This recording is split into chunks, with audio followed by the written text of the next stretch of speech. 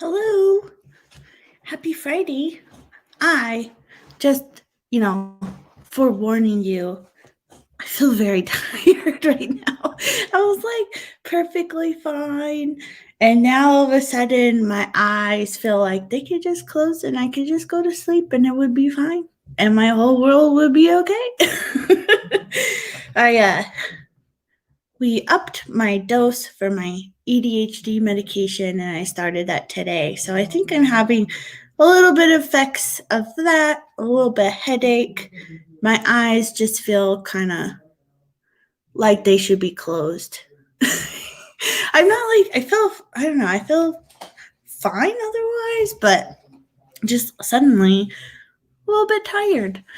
So, what did you guys do this week? Tell me all the things.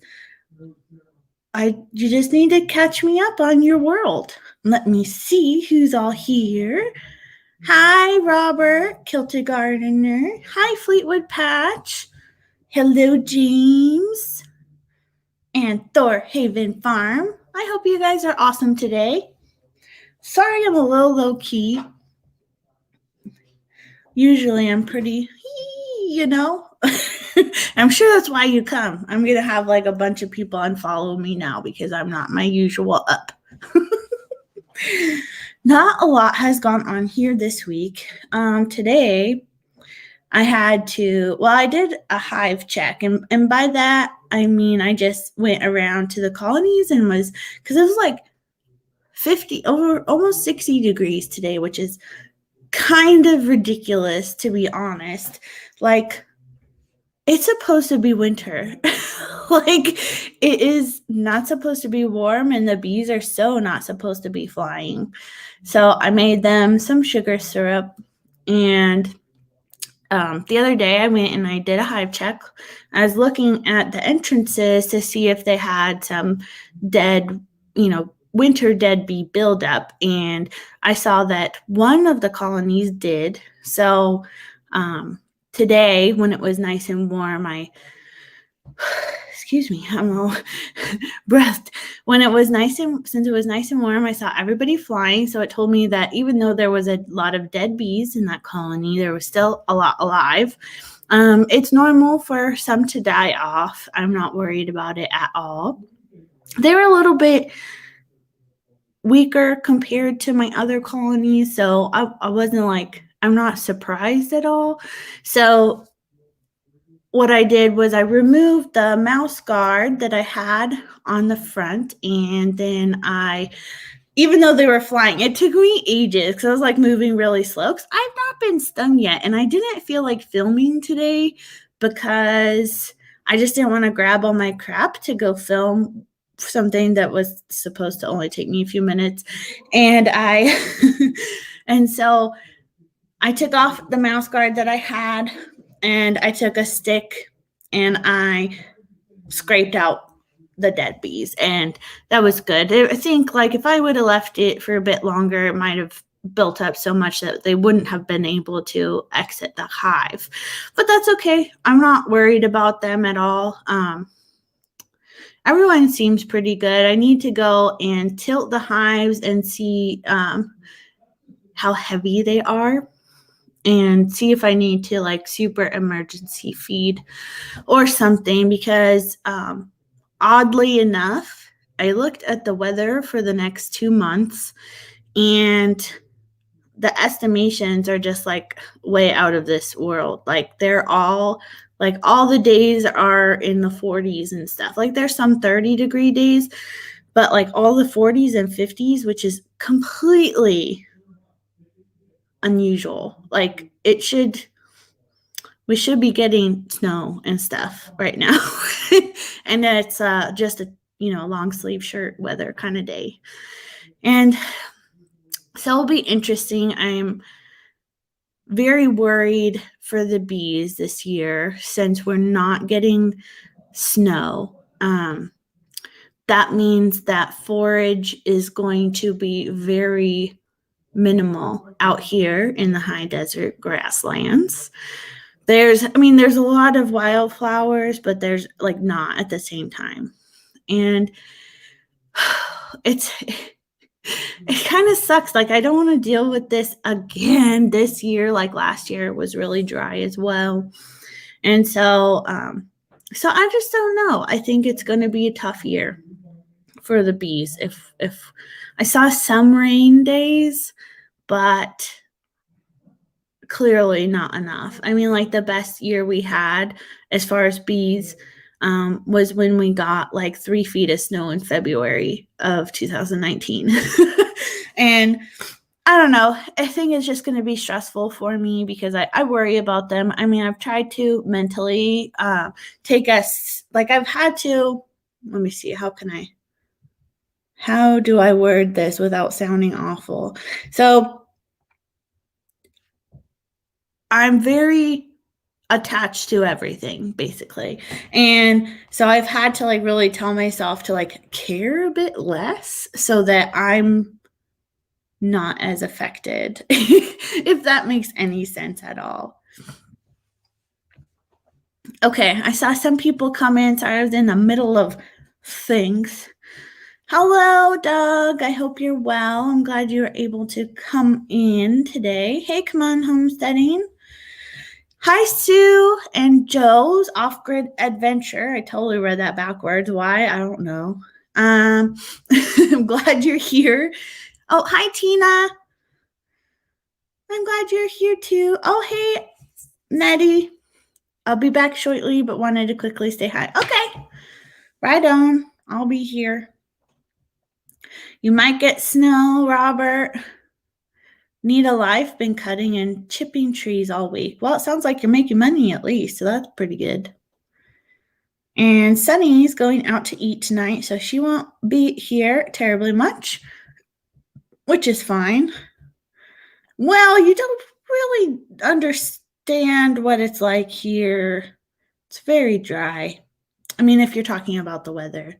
I mean, it's completely possible, but it hasn't really been super wrong before as far as like, yeah, because the same thing happened last year. I mean, I hope it's wrong, but it's best for me to expect the worst and be pleasantly surprised if it gets better. Hey, Barusa, I hope you're well. Hey, Little Mountain Life. Sorry, I'm a little low-key. I kind of have a little bit of a headache and I'm a little bit tired. For those who weren't here in the first couple minutes, I was kind of talking about how we upped my medication and I started that today. And so now I kind of have a little bit of headache all day. And that's not uncommon with Ritalin, I guess. So we'll see. We'll see what happens. Going out to eat, I would love to go out to eat too, actually. We have some restaurants who are being open anyway, which is fine. Yeah, it doesn't change a lot in the high desert. It's either butt cold or sunny. That's kind of it. Sometimes we snow. We don't get a lot of rain. We get less than 10 inches of rain per year here in Central Oregon. And, that's the thing. That's just it. It's life out here. It's kind of why I want to move a little bit to a little bit warmer area. Zone 5 kind of stinks. Like, it just is cold and dumb and hard, especially when it's dry. It'd be a little bit easier if it was a wet place, but it's not. It's dry. But, okay, did I miss anything? Thorhaven Farm has to snow blow before tomorrow. Been avoiding it. Yeah, you better go get the hay. You don't want to get stuck and then the animals be hungry.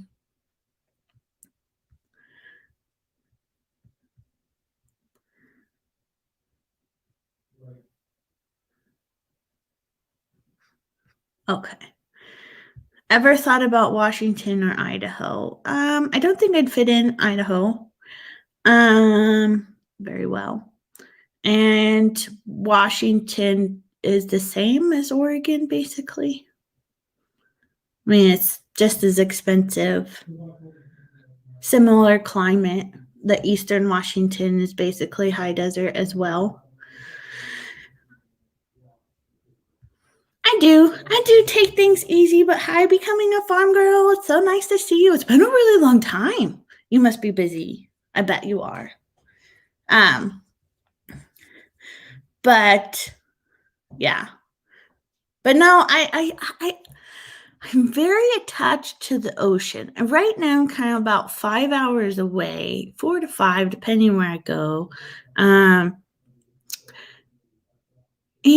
I feel like being farther from it, unless it was like living in Germany again, I would not really love life very much. Like right now, like I feel okay because like I could go and I could be there. You know what I mean? Like it's not like a huge production.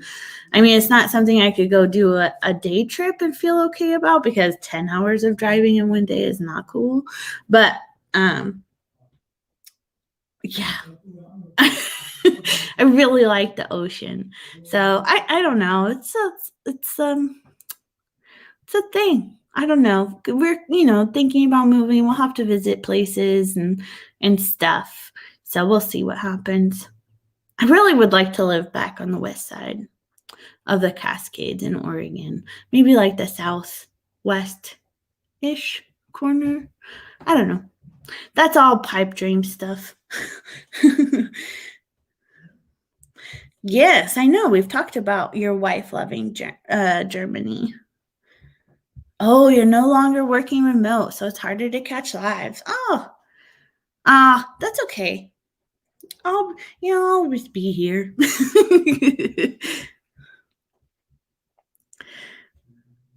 Didn't miss anything else. But yeah, as far as taking it easy, like today I just did the thing with the bees really quick. And I worked on promoting my live, which apparently didn't do very well. Actually, I think people come in usually more about halfway, 3/4 of the way through. And then what else did I do? I got ready and then I felt cute. So then I did a photo shoot for thumbnails right before I started the live. It's always good to do when you feel cute. Just have like a backup file, I guess, of a bunch of thumbnails you could use someday. Oh, and I fed the bees and I fed the koi fish because they were swimming around, and I don't know. I don't know how I wasted most of the day. What the heck did I do? I watched a little bit of TV while I was doing other stuff, which I don't do very often anymore, but I really needed that brain empty, if that makes sense. Like I could just pay attention to the show and not really think about anything else. So tell me what happened with you guys this week that you're proud of. Let's celebrate some celebrators. Hey Ed, I hope you're well. Oh, I still have a comment. Oh yeah. Sorry. Brain. Feeling cute. Might shoot some thumbnails. I don't know. Yeah, exactly. I was in Shelly Saves the Day live last night. We're kind of going over some, I shouldn't really be talking about this right now, ways to make filming more efficient and stuff. And then she's like, well, I did this already, but she reiterated, when you're feeling cute, just take pictures of yourself for thumbnails and stuff. And that works pretty good. If you moved across the pond, we go to Ireland. I'd go to Ireland too. It's a little bit, I was doing some research into Ireland, and it's a little bit more difficult to get some like certain supplies and stuff, like any island, really. But I think it would be fine because we visited there. Well, go put your sourdough in the oven right now. Hurry up.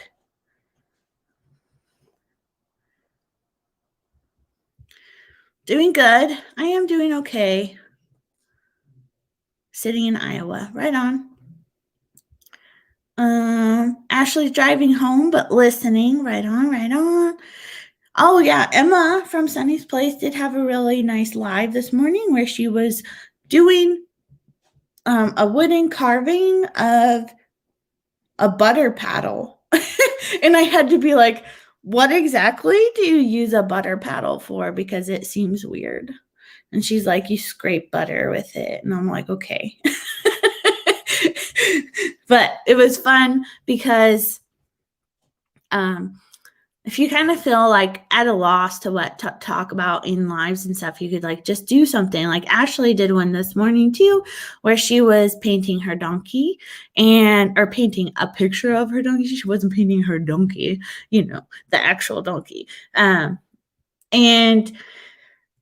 what's nice about those is that like you're occupied like doing something, and then the viewers have a chance to ask you questions about what you're doing, and then also you can just like conversate casually, and it was kind of cool.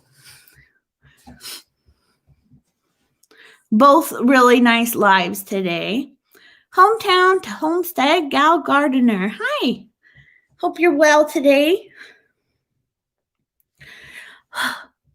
So did you guys, those of you who were here, did you enjoy Dan being on the live? I know it was a little awkward.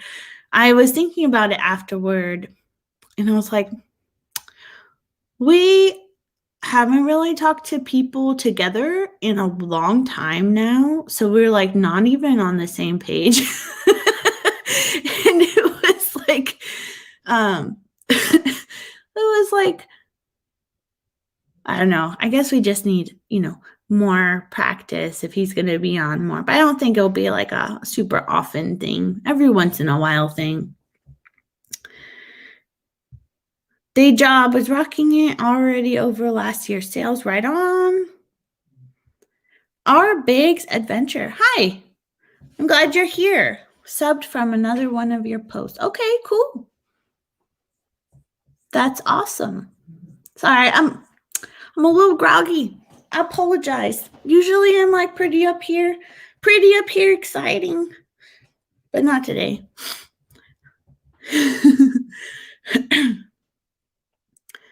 Naughty lard. Sounds gross. Hi, River Rock Homestead. Oh, I like your picture. Sorry, if I could see it closer. Is that your place? Where do you live? It looks nice and green. And so I got Nightbot going, which is good. So far, I haven't really super needed a lot of mod work. Sometimes I do, but I just wanted to emphasize and showcase Miss Emma for being an awesome mod.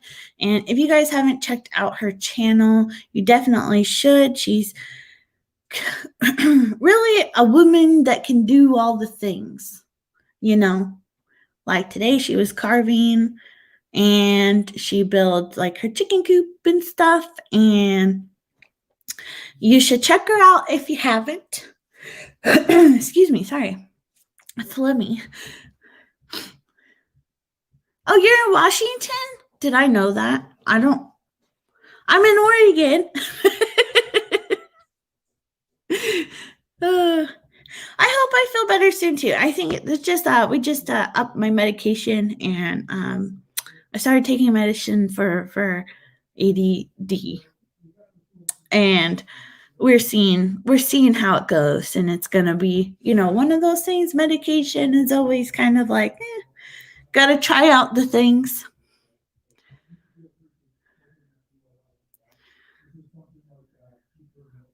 Bye, Emma.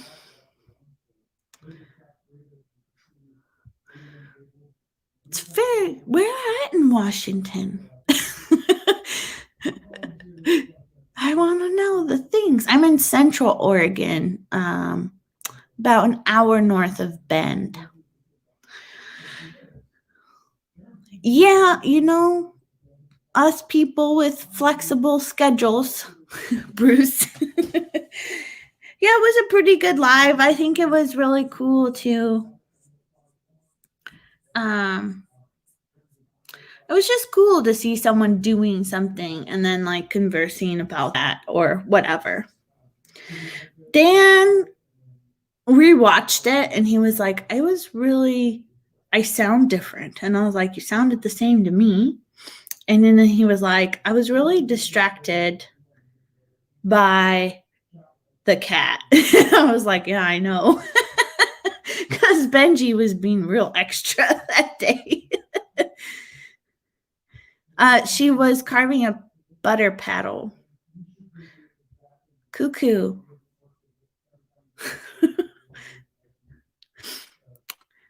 Yeah, which is fine. I just like I don't feel. I know it'll take a little bit to like get used to it. So we'll see. Your woman, that must be Bridget. Yay. So, I don't know. I don't know what to talk about. It's the medicine. I think it's making me like not with it. Cuckoo means hello in French. Huh. Right on. I lived in Germany for a little while, so I know more German. French evades me. Wasn't something I picked up. Paddle, Bruce. Yeah, paddle. Hey, Jason. How are you today?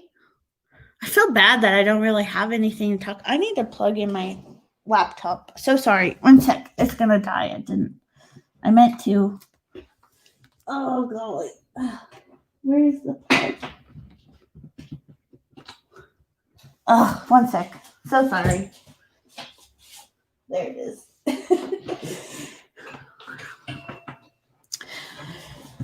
Gotta pick up the kids. Oh, I forgot to say holy cannoli when I saw Doug. He's probably not here anymore. I meant to say holy cannoli. It's like my thing. Okay, come on, plug in. Good golly. We'll see ya, Fleetwood Patch. You did. I lived in Germany for 4 years when Dan was in the army, and it was very nice, and I'd give anything to go back. But Dan doesn't want to be there, so it is what it is. I'll just be here, half of a person, you know. Oh, you're still here. That's good. I'm glad you're still here. I'm sorry I'm so lame today. I have no idea what I'm going to film for next week. Oh, this is an ongoing problem. I don't know. There's probably things I need to do concerning the bees, and I don't know. I got to call my farrier and have her out to trim the donkey's feet. I've just been kind of just putting it off. Their feet are okay. They just need, regular trims and stuff. But I don't know. It's kind of a fiasco because Stuart is kind of a dick. And yeah.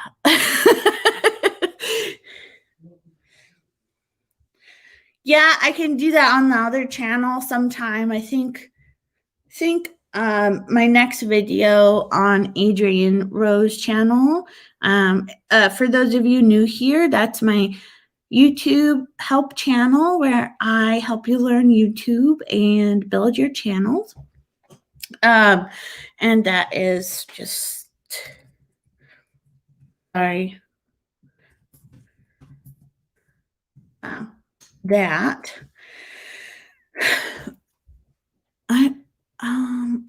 So my next video, I think I'm going to show how to set up your merch shop on Spreadshop or Spreadshirt. They're the same thing. And so the Nightbot thing, maybe I'll do that one. Whatever pulls me, we'll see. But it was like really simple once because I watched a video. And then I was like, oh, because I tried doing it. And I was like, this is overwhelming. I don't know what the heck I'm looking at. Thanks, Ed. I appreciate that compliment. Thank you. What did Bruce say that was funny? Oh, it's okay, River Rock Homestead. I hope you have a great weekend. I missed a funny. Okay, I missed it. I don't know. I know. Oh, that must have been it. Yeah, I'm so lame. I bet you do. Your poor wife. Yeah. Yeah, Sassy is so good, and Stuart is like the complete opposite of her. And it's just super annoying. And I just feel bad because like the first time he got his feet trimmed, he was awful. It was terrible. And then the second time he was like an angel. I don't know how. And then he's never been that good ever again. Yeah. So I just wanted to share with you guys, if you're interested in a Farmstead Smith t-shirt, they're 20% off through the 7th. Whatever's in my shop is 20% off. And so, yeah. If you're interested, right now I just have my B logo. I have someone working on a Stuart headshot in the same style.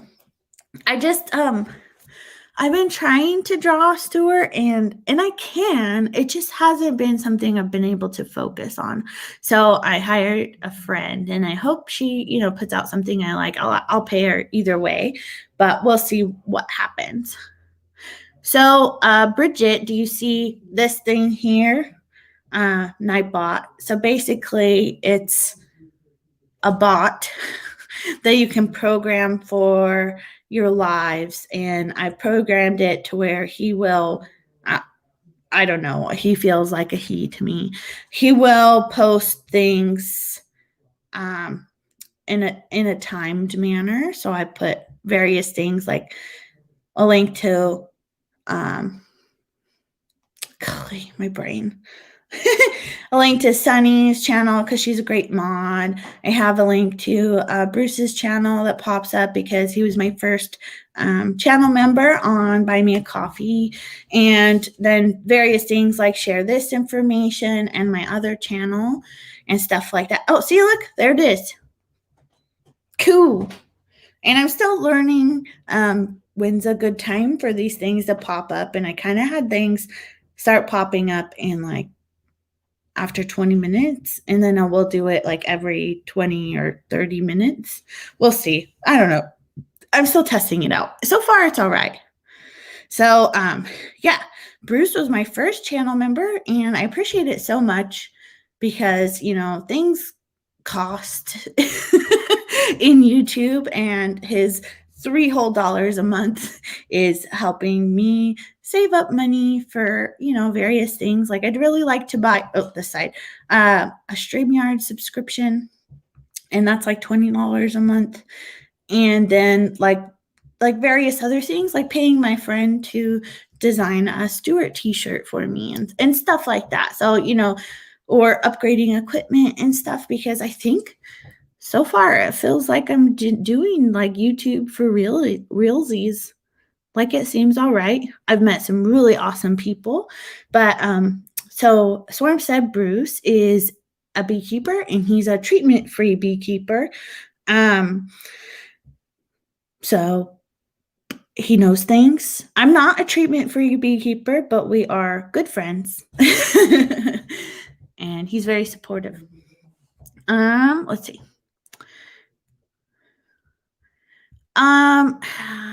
Let me check. I don't remember. I think I have. I don't know. I need to check. I'm checking right now. I currently have 1722 hours.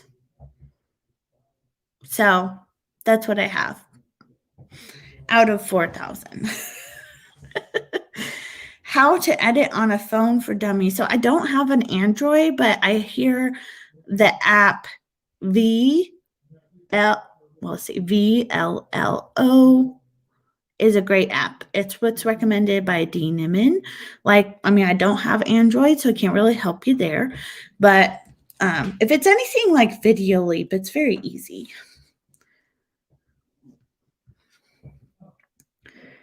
And yeah, Bruce has a little video that he did of what program that he uses on, or app that he uses on his phone a while back.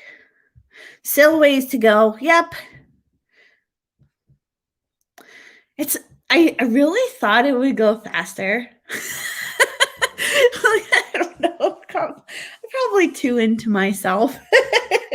I was like, oh, this will be cinchy. I'm so funny. And you 4,000 hours is 120, I think, 1,000 minutes. And that's over a year. That's a really long time. Yeah, it's not bad for a new channel. For those of you who are new here, I started this channel, and on August 23rd was when I posted my first video. Oh, hey, Kate. Welcome. It's okay. I know you busy lady. You're doing all kinds of things, and so don't worry about it. No need to apologize.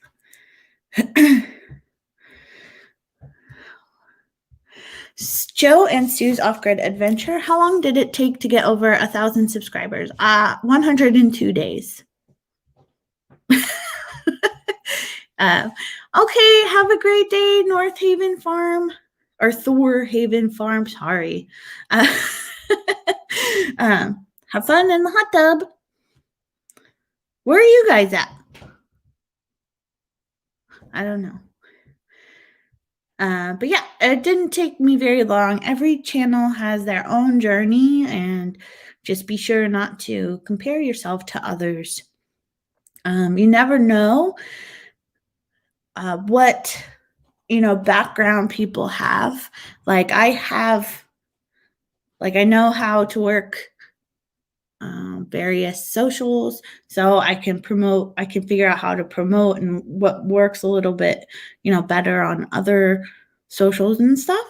So yeah, that's gonna be stuff I talk about on my other channel, Adrienne Rose. Oh, okay. All right, cool. Thanks for letting me know. Thanks for coming by. I hope you guys have a great weekend. But yeah, so I don't remember where I was going. But I did think watch hours was going to be easier than subscribers. I was wrong. They're both hard, really, and it just is what it is. Everyone will either reach subscribers first or watch hours first, and it'll happen eventually. Yeah, 102 days. No one's counting. I'm counting. I'm totally counting. I'm kind of obsessed. I love looking at my analytics. I look at them all the time. Oh, no.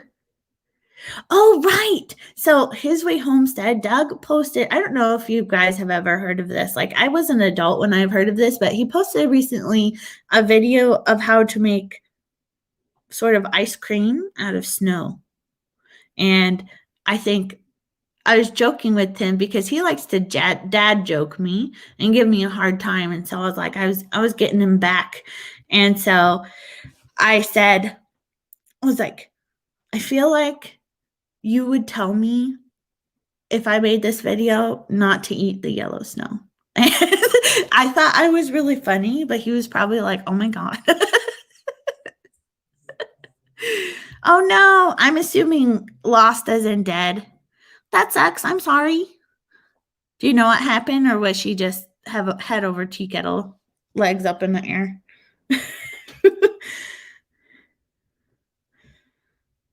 Yes, Little Mountain Life knows more about the YouTubes than me even, and yeah, he's. I'm assuming it's Don. He knows that every channel is different. Oh, literally, it just disappeared. Oh, it probably got taken by something.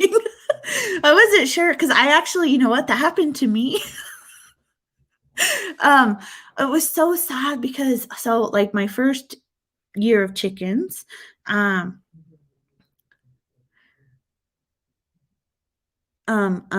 fart, sorry. My first year of chickens, I think like this one of my well summers had just started laying, and she laid the most beautiful like brick red brown with spot colored eggs, and I loved it so much. Like I was so excited. I only got one egg from her before she just up and disappeared. Like the same thing happened to me, Dan and I, and the roommate who lived with us at the time, looked everywhere. Like we're like, chicken, chicken, like looking for her. And yeah.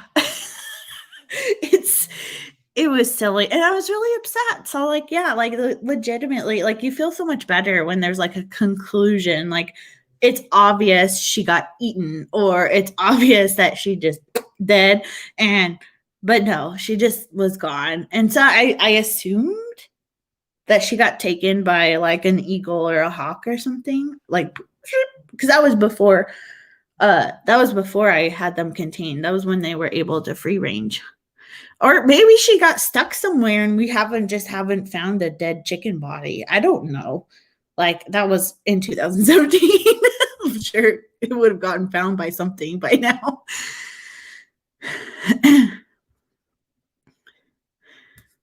Hey CJM Farms, I hope you're well. Right? I know you would have, Doug. You like to give me a hard time. But I appreciate you anyway.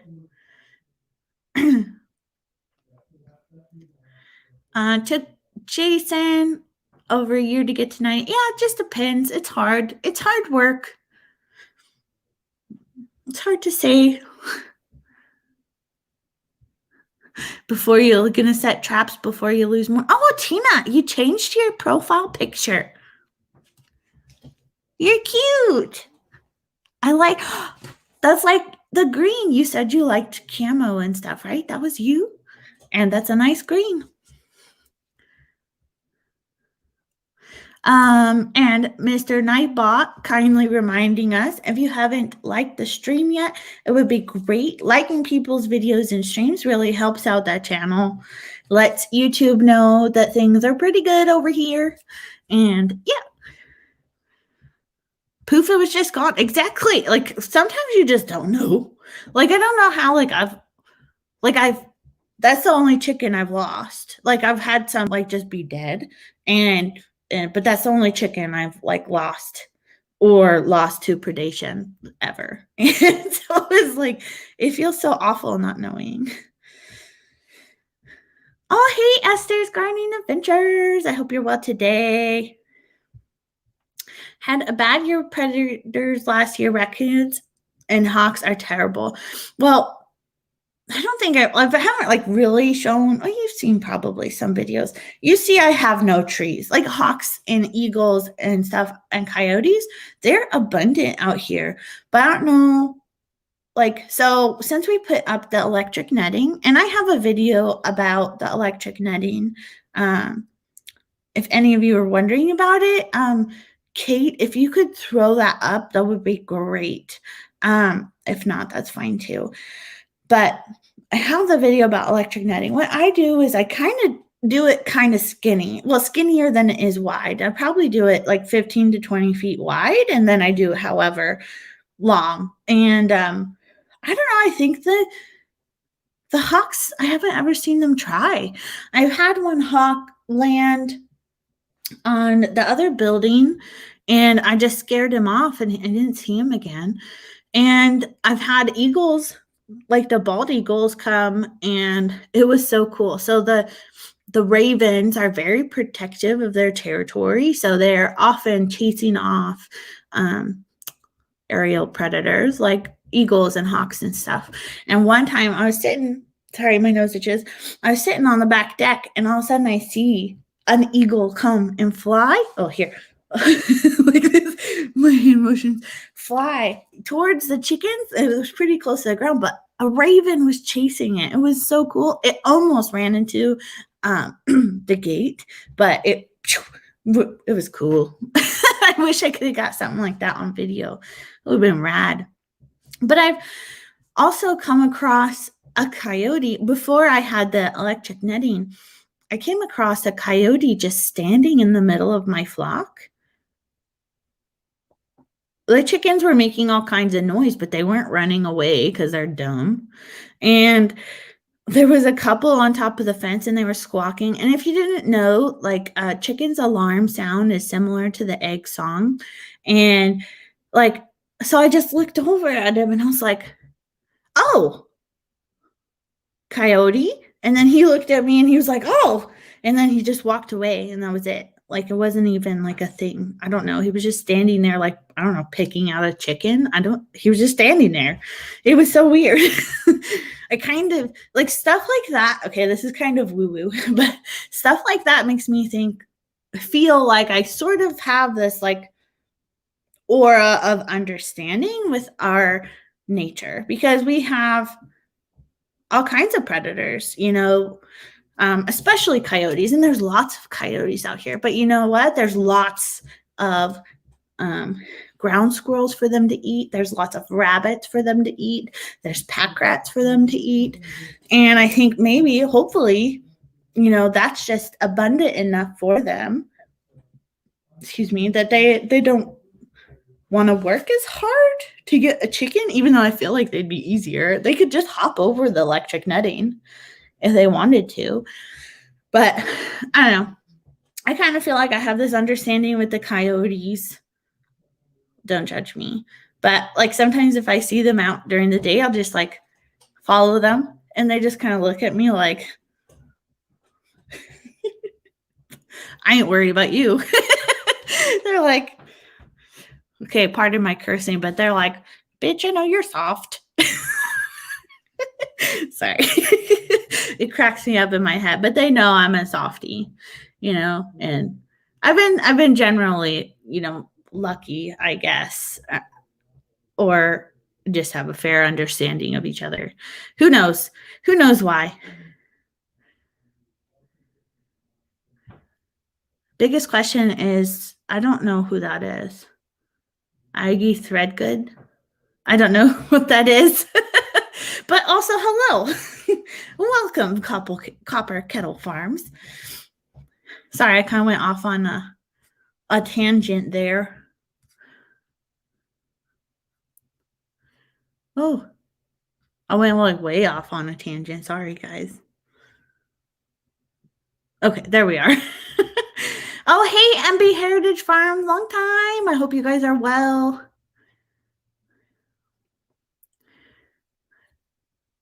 Someone hit the wrong thumb again. Did I get a thumbs down already? Tell me who my hater is. I'm just curious. If you know, I'd like to know. Just so I could judge them silently. I don't know. Or give them funny looks. Not that they could see me, but I'd look at them funny. Well, that better be true, Doug. Yeah, sometimes I get thumbs down like before stuff even goes live. Like I get thumbs down on premieres before they go live. I get thumbs down on, I can do links on my phone.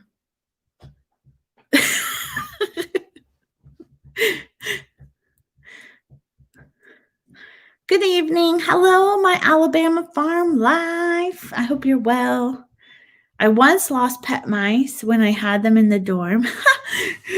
Well, that's funny. I raised some mice. So an ex and I did raise some ball pythons and stuff and bearded dragons. And so we raised some mice for feeders. And there was this one that I got attached to. This is kind of an awful story, but I kind of got attached to her, and like I ended up getting like a really cool like cage and everything. And then she would not stop running the cage. Like she wasn't using the wheel, she was running the cage all the time. I fed her to a snake. Oh, that makes me such a horrible person. But I was like, I can't sleep. And she was food to begin with. I just liked her. She was cute. They're always cute. Oop, oop, oop, boop, boop, boop. Yeah, hawks are bad everywhere. Hey, Two Family Homestead. I hope you're well today. Yeah, ravens are even more hardcore, though, because they're the same size as the hawks. They're really close. I feel like they're really close to eagle size. They probably aren't, but I just saw that eagle and then the raven behind him. I love the ravens, though. Like, they're so cool. They make the coolest noises. Like, I like it when they sound like a raindrop. It's weird. And, you know, the other cool, well, it's not that cool, but they steal the duck eggs. And I just kind of consider it a form of payment, you know, for sharing their space and for them chasing away the aerial predators and stuff. And they make a bunch of noise when weird stuff is happening. They're good. They're good people. Ravens are good people. I like them. They're cool. We don't really have a lot of crows, like in my specific like location. There's crows in town and stuff, but they don't hang out here. I just get the ravens. They probably would chase off the crows. Ravens are like 4 times the size of crows, if not bigger. I don't even remember what I did for the coyote impression, Bruce. You'll have to just screen record it and send it to me. Oh, yay.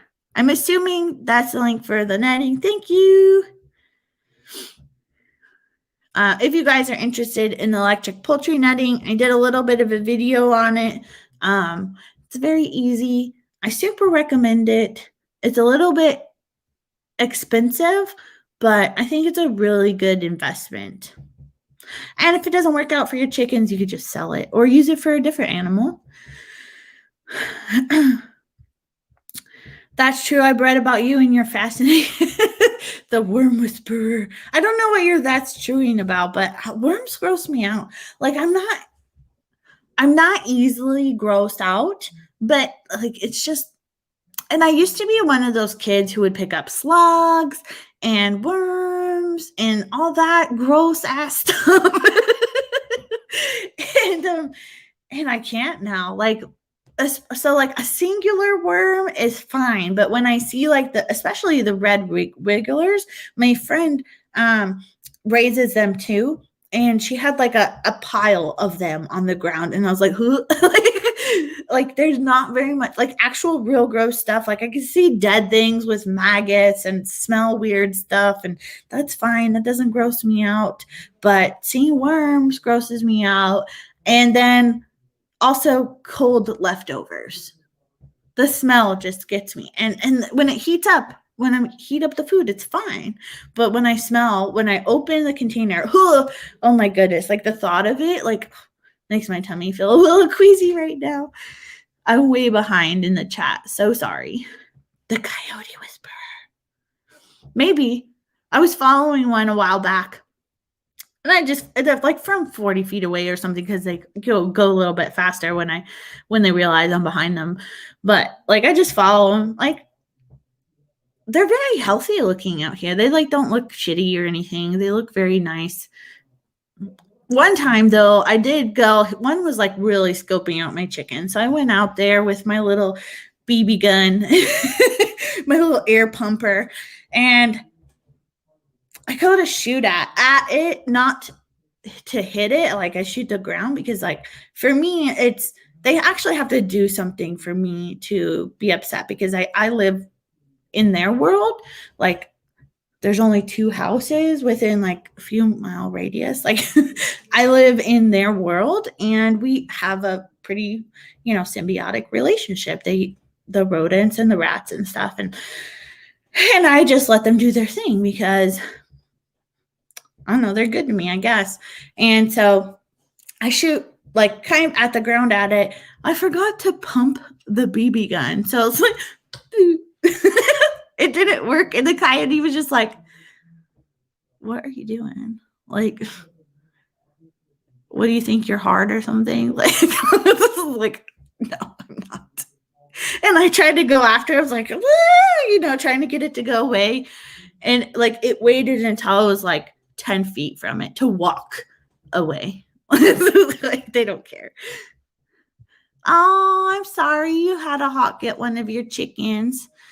Yeah, my chickens are my buddies too, but I also had to learn to like separate my emotions from them because I know they can just die at any time, or some jerk dog could get lost in the grasslands and come and eat my chickens, or whatever, a random cougar could come down. And I had to just like really separate my emotions from my chickens. Like, only one has a name. I'll be very upset when she dies. I know it's kind of like, I know they can live like 8 years or whatever, but a lot of them die before then. But she was born in 2017. So we'll see. We'll see how long they last. Oh, I'm way behind. So sorry. Okay. Scrolling down.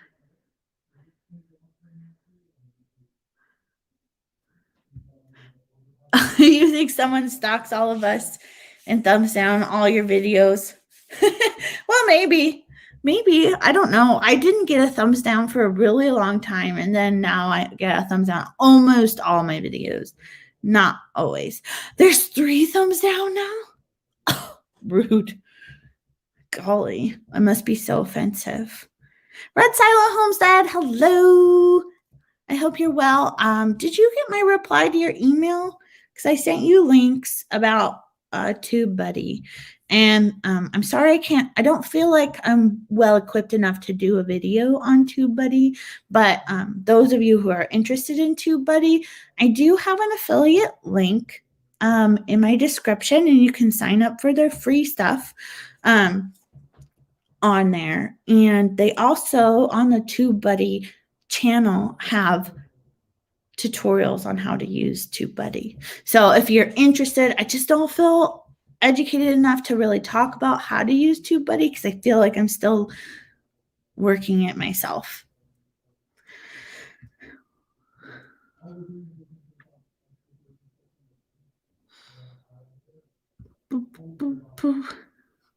Oh, I'm glad that I make you giggle. Like, one of my favorite things is making people laugh. So like, if I do make you laugh and you have told me that, oh, that was funny, I'm like, that makes me beam.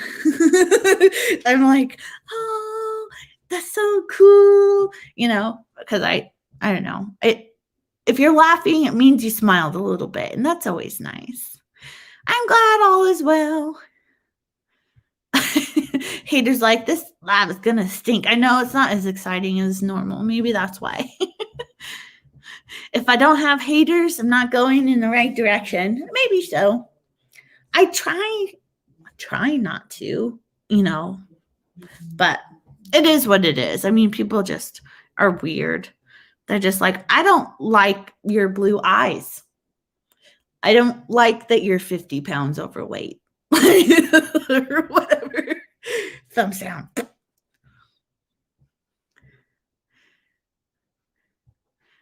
She was annoying. You had no choice. I don't know what you're referring to. Ashley prays for the crows on the farm and curse them during deer season in our woods. We have complicated and locational love-hate relationship with the crows. Why? Highland Homestead, hello. You're so welcome. Thanks. I hope you're well today. Just laugh at me, fine. Hey, Wes. Whoop, whoop. Welcome. It's nice having having some bee friends come in, even though like we all, well, you three are pretty, similar, Wes and Bruce and 18 bees. They're all treatment free. I think I'm not treatment free, but I get along with all of you. I don't know if Jason's treatment free or not, but I appreciate you guys hanging out and being friends with me and supporting me, because I like learning how you guys do stuff too. And I just think you're rad. So thanks for hanging out. And Ashley's a beekeeper too.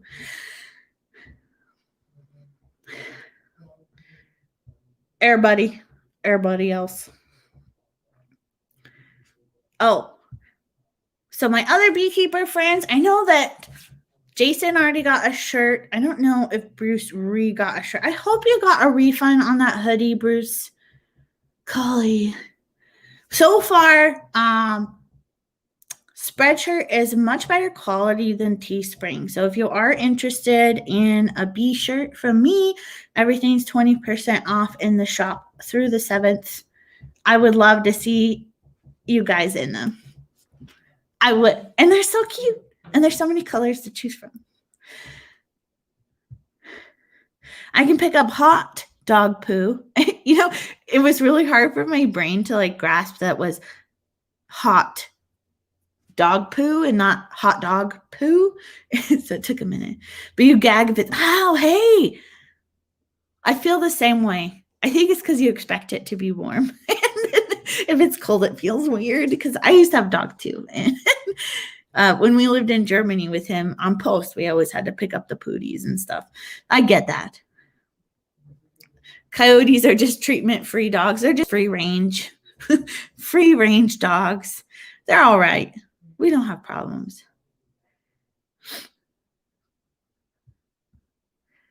Oh, don't be gross.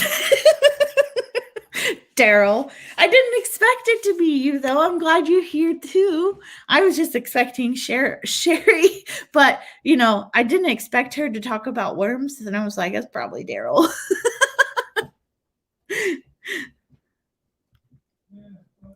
I think Farmstead's new name is awesome. I saw you were leaving. Your live stream is coming up. If you're still on when I'm off, I'll probably stop in, Doug. Oh, golly. I lost track of everything. So sorry. I'm still really far behind in the chat, you guys. I'm so bad.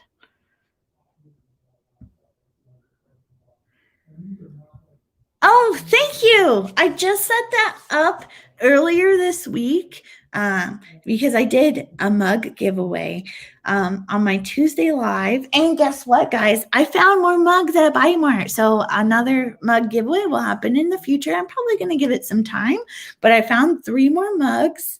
They're like this, but I have a green one with black spots and a brown one. But I was excited to find more, and I was like, I got to get them. I like giving them away. So, yeah. Anyway, I'm excited to do that again, and probably sometime this month. I haven't decided what day. Sometime I might just do it when I feel like it, but I'm going to do a seed giveaway on a Friday live.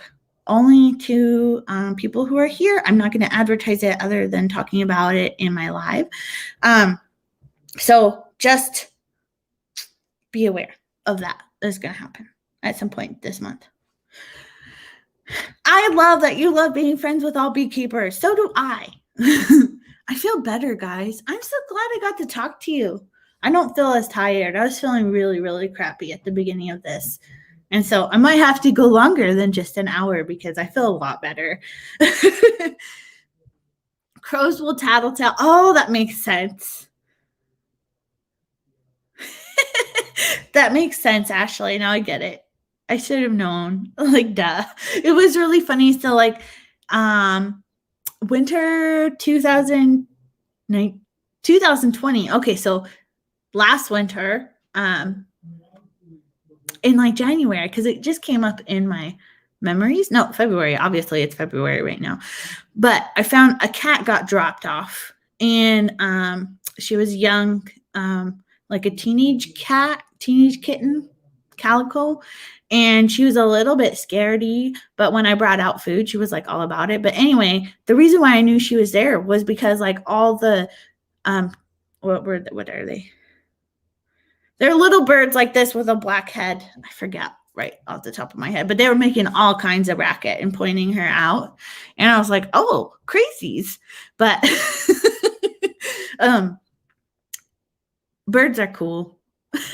That's all. I don't know where I was going with that. Oh, Sweet Pea Farms. Oh, well, that's nice. Thanks, Highland Homestead. I thought she was here. I got all excited. I know she's super busy. It's lambing season right now, but I thought she was here. Oh, well, have a great rest of your day, hometown homestead gal gardener. I know you're probably gone now, but I appreciate you, and I hope you have a great weekend.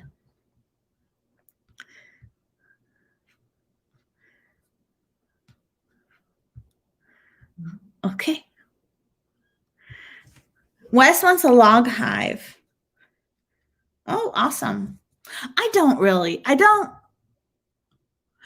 not want one, but I don't want one either. I know a few people who have one. This Nightbot guy is a bot that you can program to say stuff in your chat, and there's someone here. Probably delivery.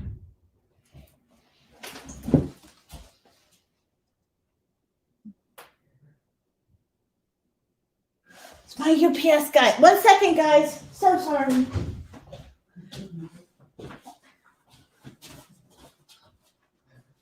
So sorry, be right back.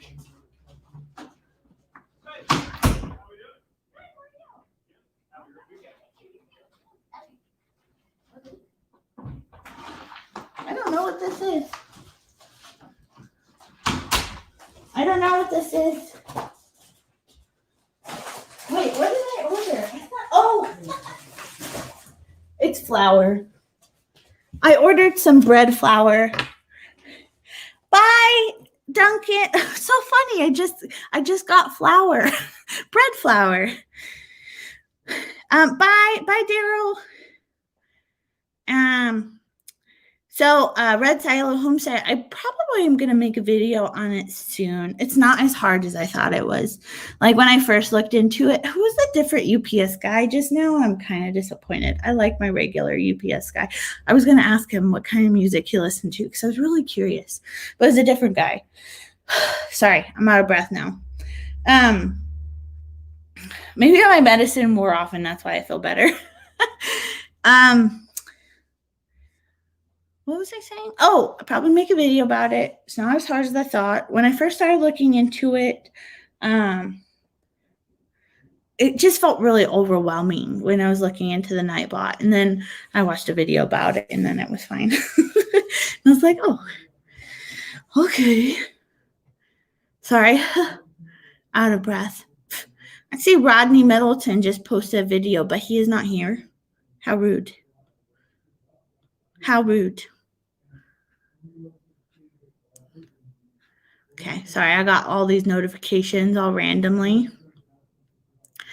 The Tin Can Gardener. Hello. Who's Eva? Do I not know someone's name? Is Red Silo Homestead Eva? I haven't caught everybody's names yet. I know a lot of people probably left to go to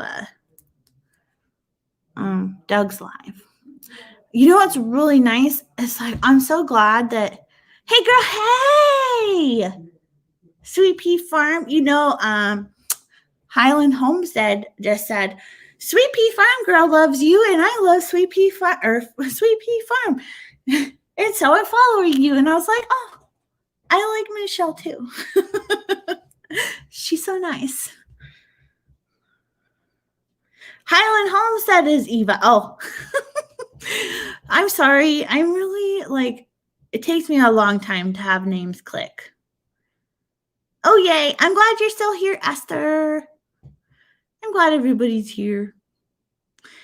We had a lot of like in Ashley's live this morning, Mulberry Branch Farm. We had some like mushy gushy, like really nice conversations. Like, I don't know, the homestead community and gardeners and all these farming people. We have the best community, I think. Like, we're so supportive of each other and we do our best to participate in each other's channels, and it's just good stuff. It's mushy gushy and it's good.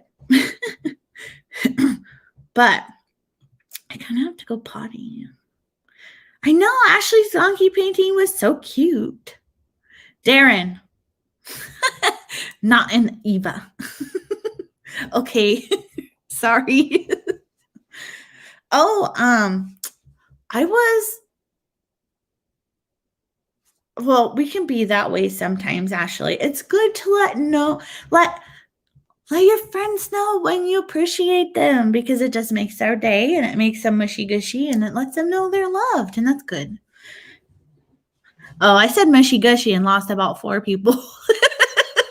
That's okay. I'll probably hang out here for a bit. I might have to go potty though. Here in a minute. I don't remember what else I was saying. I'll go potty and I'll be right back.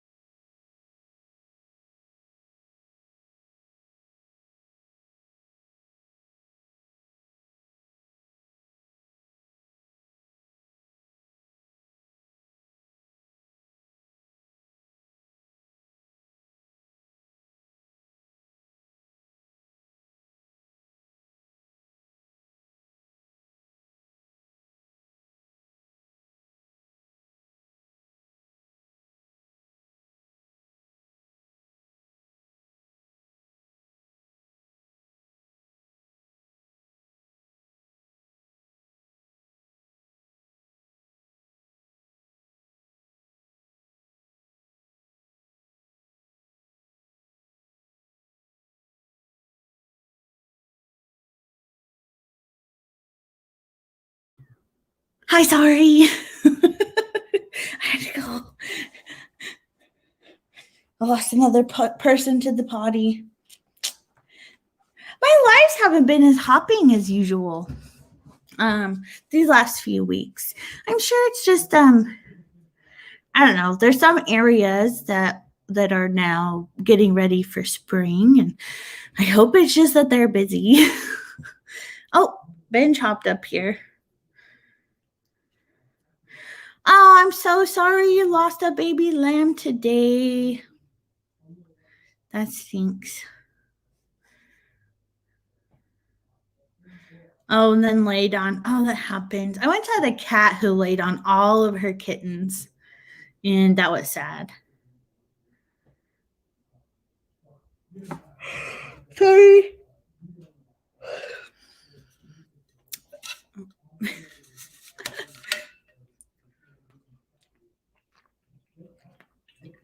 It was weird because they were very flat. Like, I mean, I guess that's just what happens. Like, they were like pancake flat. Yeah, it's probably seasonal. Yeah. Oh man, so lately I've been just making videos that like kind of come to me during in that the day that I film, or something I thought about, and I feel like really unsure what I'm going to film next. I've been feeling like that every week. Well, about the farm channel. And then I feel a little bit like that about the YouTube help channel, but not as much. But I think it's just Right now it's supposed to be like downtime, and we're having like such warm weather, and it's crazy. It kind of makes me mad. And Benj is up here, but he's off camera. He's just sitting right. Here you go, Benj. Right here. That was so cute. No, don't play with the pen. That's my pen. Just water. I don't really like tea. I'd make a tea garden. I just don't. Tea's just not like flavorful enough. Like it just seems like a leftover taste, like a burp. I've had some good teas though, and I don't know. I'm a coffee person. I love coffee. Like I could use some coffee right now. Although I really try not to. I have my 2 cups and usually pretty good. Yeah, he booped my finger and it was so cute. Usually he just smells it. He doesn't usually touch it too. Yeah, springtime in the garden. So I think our next project here is going to be taking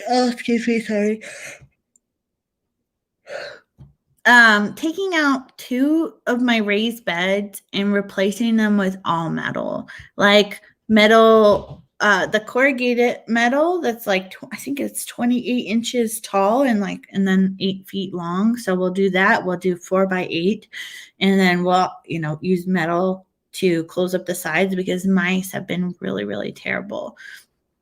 So I told Dan, I was like, I'm not going to garden because the mice were so bad. I put honey in my coffee, Michelle. It's delicious.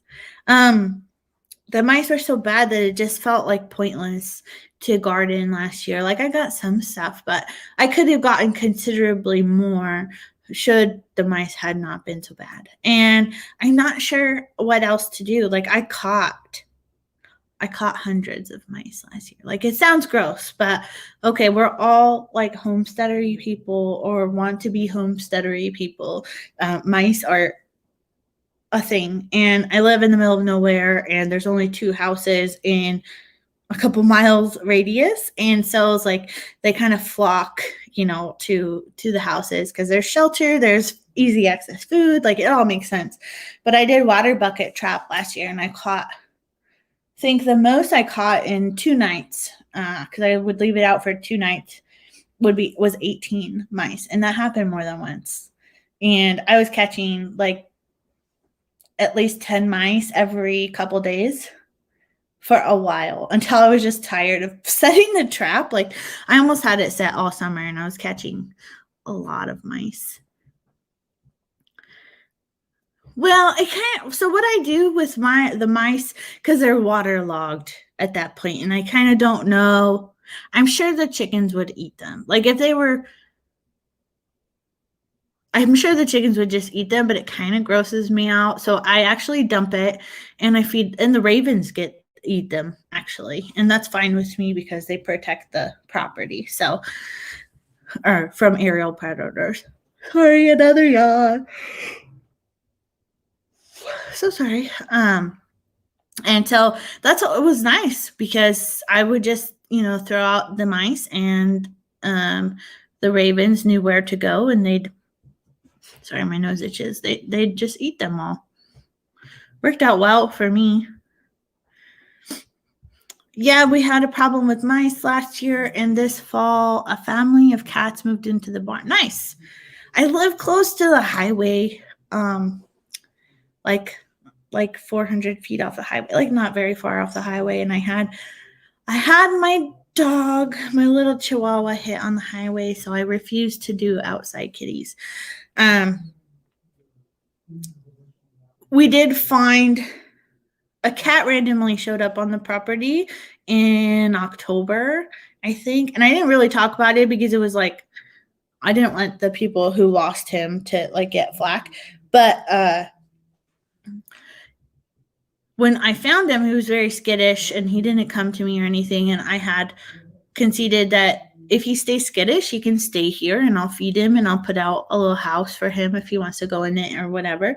And if he becomes nice, I'll take them to the shelter because I can't live with the thought of something I own getting hit on the highway again. And it's just heartbreaking. It is the worst. But with that cat, well, the funny thing was,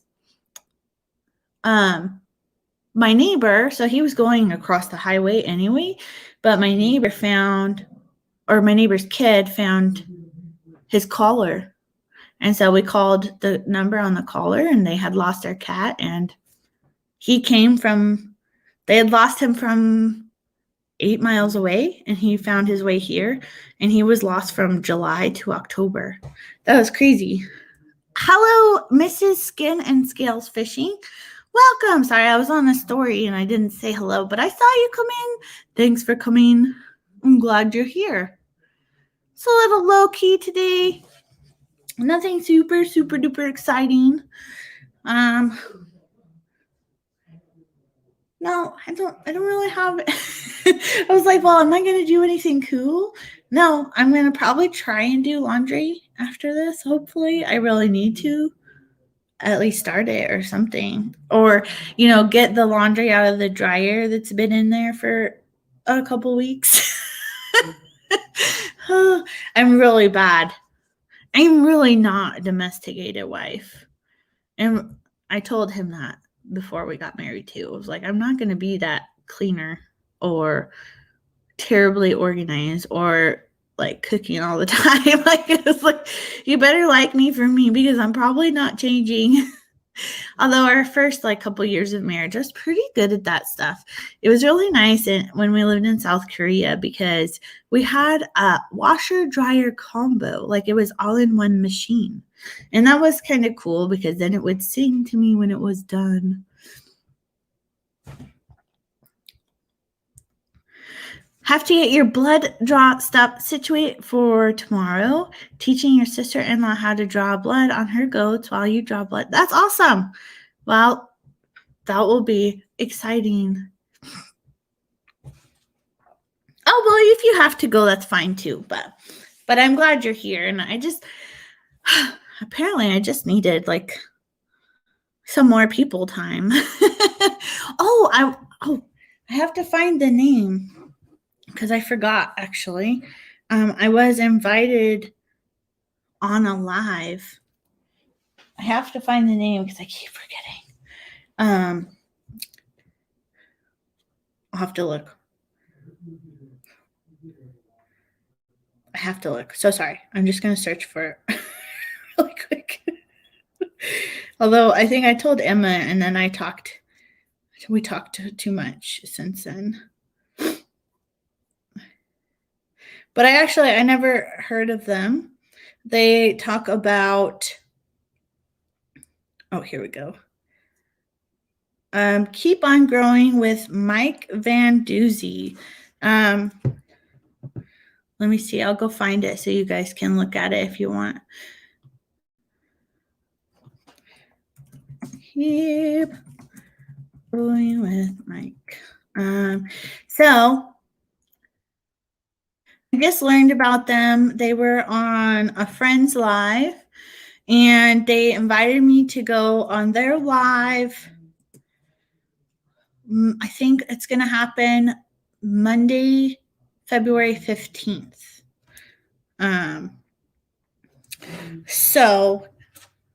They talk about hydroponics and stuff, and they're just like, you can come on our live if you want. And I was like, okay.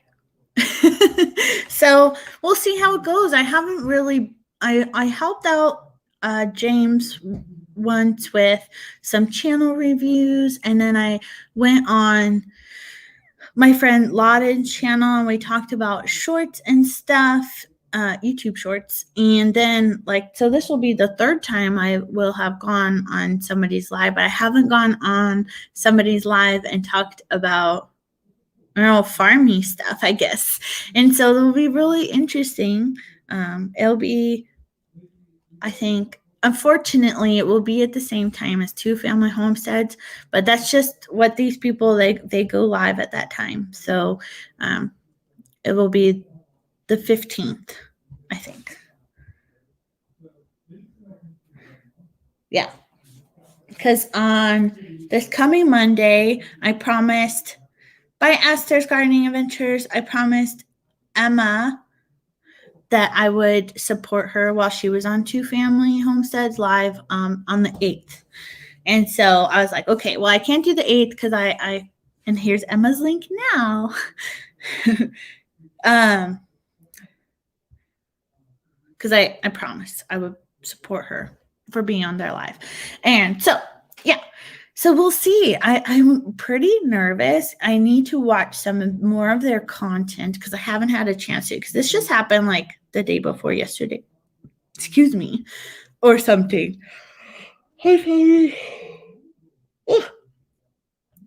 But yeah, I'm looking at their channel now. They do all kinds of hydroponic stuff, which is cool. I mean, I don't really do hydroponic stuff. Dan and I did set up a Kratky, kind of hydroponic, like lazy person hydroponic stuff last year, and that worked out all right. So we'll see what happens. I don't know. It'll be interesting. So it's like it will be 5 p.m. Pacific time on the 15th. If you're interested in hanging out. Yeah. It would be cool. Yeah, growing my business and brand is all about saying yes to that kind of stuff. It is kind of hard. Like, it's so intimidating. Like, that channel has 50,000 subscribers. And I don't know if it completely fits, but maybe people who do hydroponics are interested in, I don't know, donkeys. Beekeeping, maybe. I don't know. It's hard to say. So, well, I will see what happens.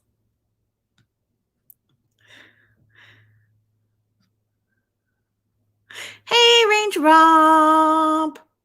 I hope you guys are well.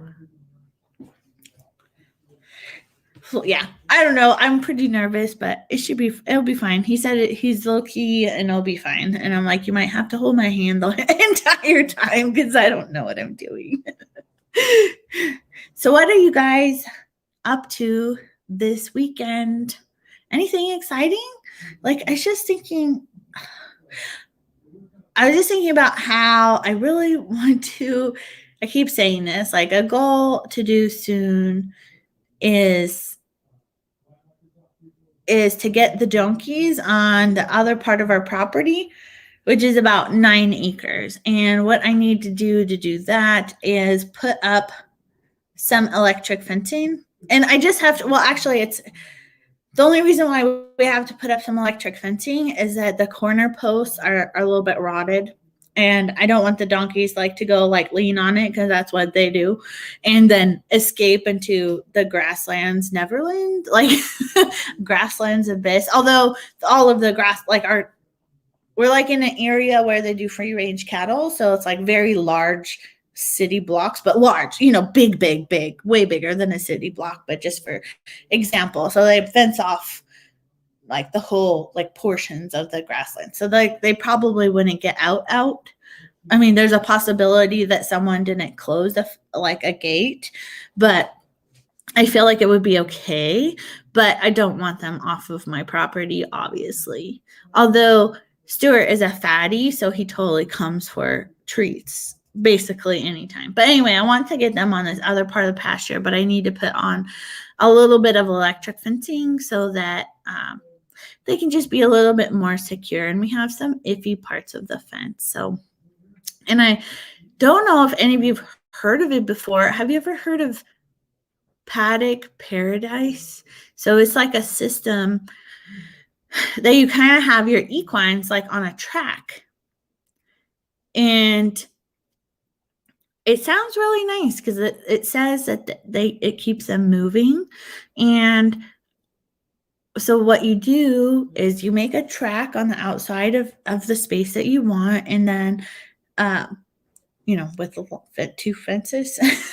And you can let them in the center or whatever if you want them there. And I think that would be really nice for the donkeys. But we'd have to put in the fencing on the inner part still, and that'll be a pain in the butt. But I think it'll be cool. I think that would also be a positive upgrade for the property should we sell, especially for horse owners. Rodney Middleton checked up on a couple of your swarm traps today. Is it warm there? Where do you live?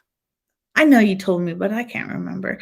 Today I scraped out dead bees from the bottom of one of my colonies. The colony is still kicking. They just had an abundance of dead on the bottom board, and that worked out fine. We have like almost 60-degree weather here today, which is abnormal, a little worrisome, but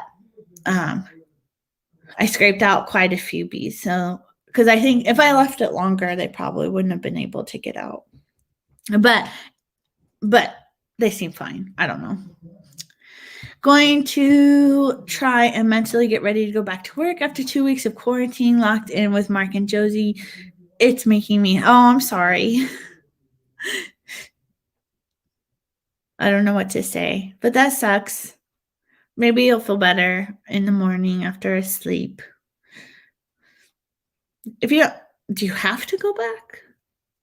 Hi, Patty. I hope you're well. I mean, a few of you are pretty late coming in. I'm glad I'm still on. South Carolina, that's right. I knew that. Friday, I don't know if you saw, but there's 20% off in my merch shop through the 7th, and you might want a bee t-shirt. I'm just saying, just an idea. You might want one because they're cool. Bruce is back. Boop, boop. It is what it is. If I work there long enough, free tuition for, oh yeah. That was like my mom. I think I could probably get free tuition. My mom works at a community college on the other side of the mountain, but yeah, she likes working at the college. I think it's a very good college. I like the people who work there and stuff. Nice peeps. Roast out of the oven. I guess I'm hungry. I don't know what we're going to make. Ooh, I think I could do with some spaghetti. I'm probably going to have to pull out hamburger and try and thaw it. Spaghetti sounds great and easy. I think I'll go with that. My mom works at Mount Hood Community College. Well, she's not. I don't think she's working at the college now. I think she's still working from home. Maybe. I think she went in a couple times. But her husband has only one kidney, and so he's like immunocompromised. So I think she's not going very often.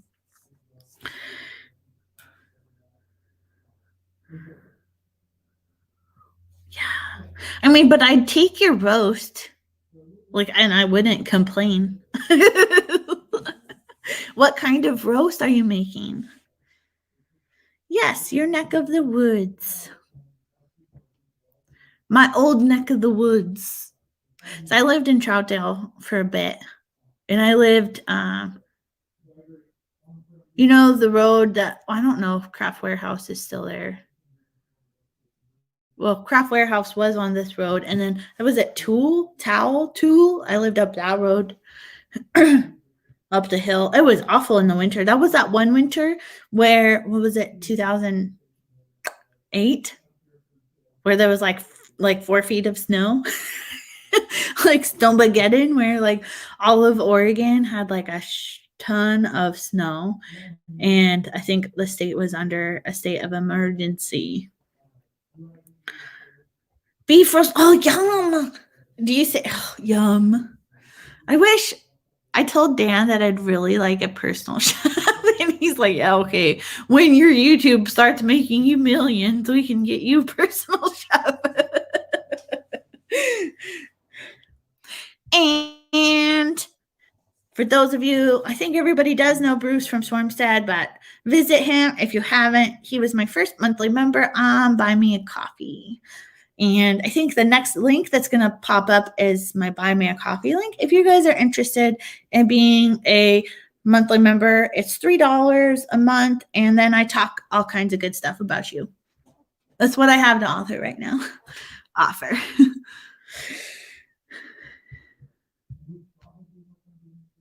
They moved to the newer mall at Eastman Parkway. Oh, is that the one where I'm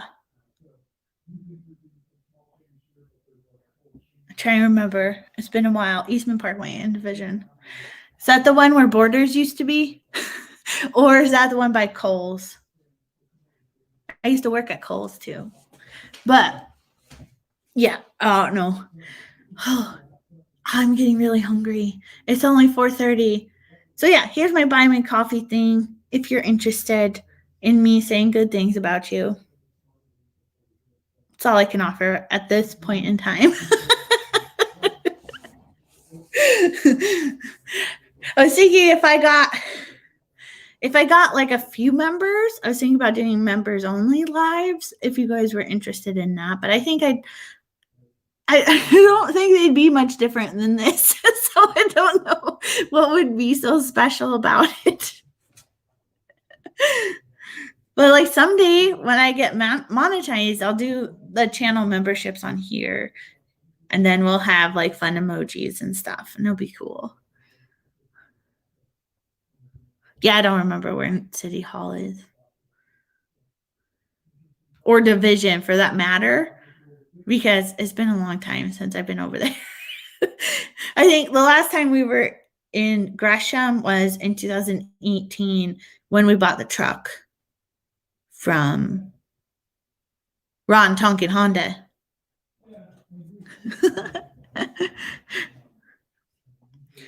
Yeah, I don't know. I guess I have so many ideas written down for videos, but it's been so like,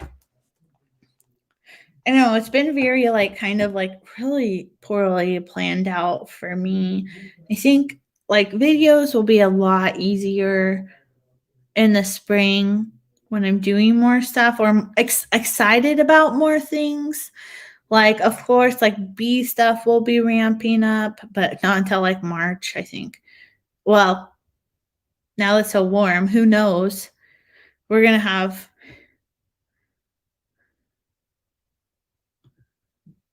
right. Okay, so yeah, where Borders used to be. Now I'm remembering things. I miss Borders. Borders was such a good bookstore. They had the best goodies, like paper products, like journals and stuff. And like Barnes and Noble does not compare. Not even a little. Can you guys hear Dan? He's talking very loudly in a meeting, you know. But I was looking at my videos. I know. I don't really have. So I was thinking about how there's. Oh, it's in the Borders. Oh, really?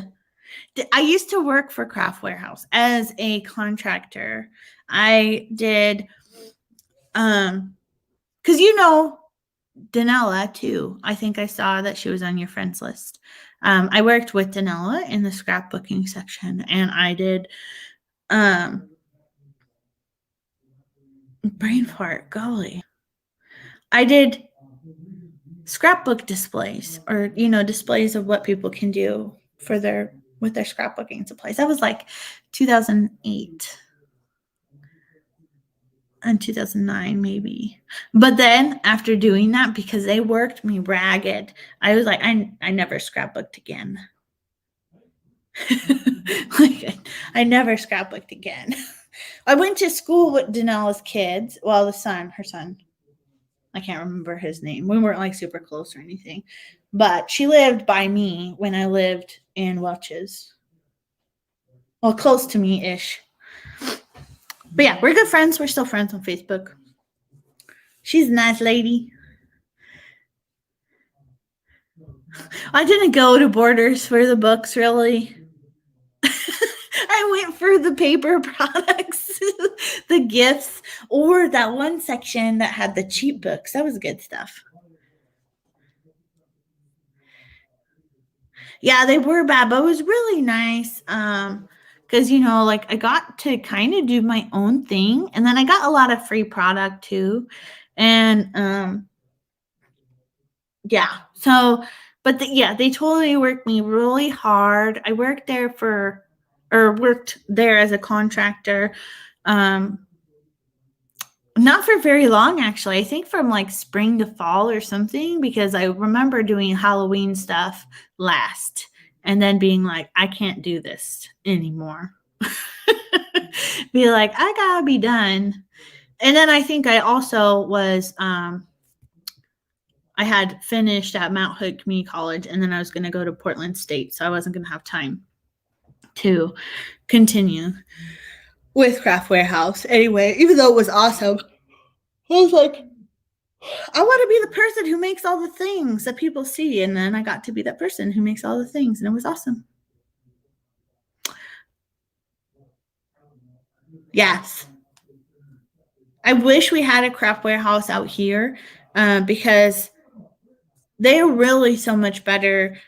I don't like Michael's very much. Like, it gives me, like, I don't feel good in there. And I don't like Joann's because they just don't carry the same stuff that I like, the kind of stuff that I'm into. Like, I'm more into like art stuff, like painting and color pencil and stuff like that. And Joann's is more like fabric and some decor stuff. Like, they have a little bit of painting supplies and stuff, but not a lot. And then they have like flowers. But and Michael's, they have an okay selection, but Craft Warehouse was just so nice. Like, I think if they were here again, I'd probably, if I could reliably make it there, I'd probably try to apply. That'd be awesome. It was awesome. Yeah, I ended up selling all my scrapbooking stuff too. Actually, I brought all of it with me when I moved from, I brought a lot of it with me, not all of it, because when I got married to Dan, I could only bring, like 2 pieces of luggage when I moved to South Korea, like a carry-on and a check-on. And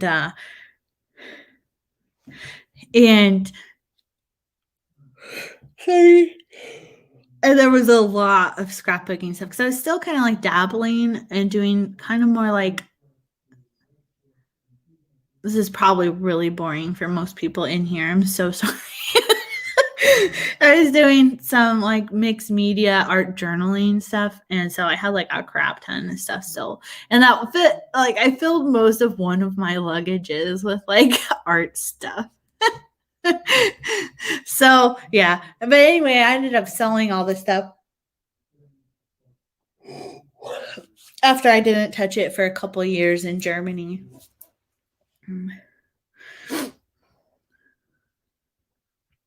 But yeah, what are you up to this weekend, Patty? How's the weather over there? Is it sunny? It seems like it should be sunny there. It really wasn't, Michelle, and it's because I can easily not care about physical stuff, if that makes sense. Like, I was so excited to be with Dan. We had just gotten married, and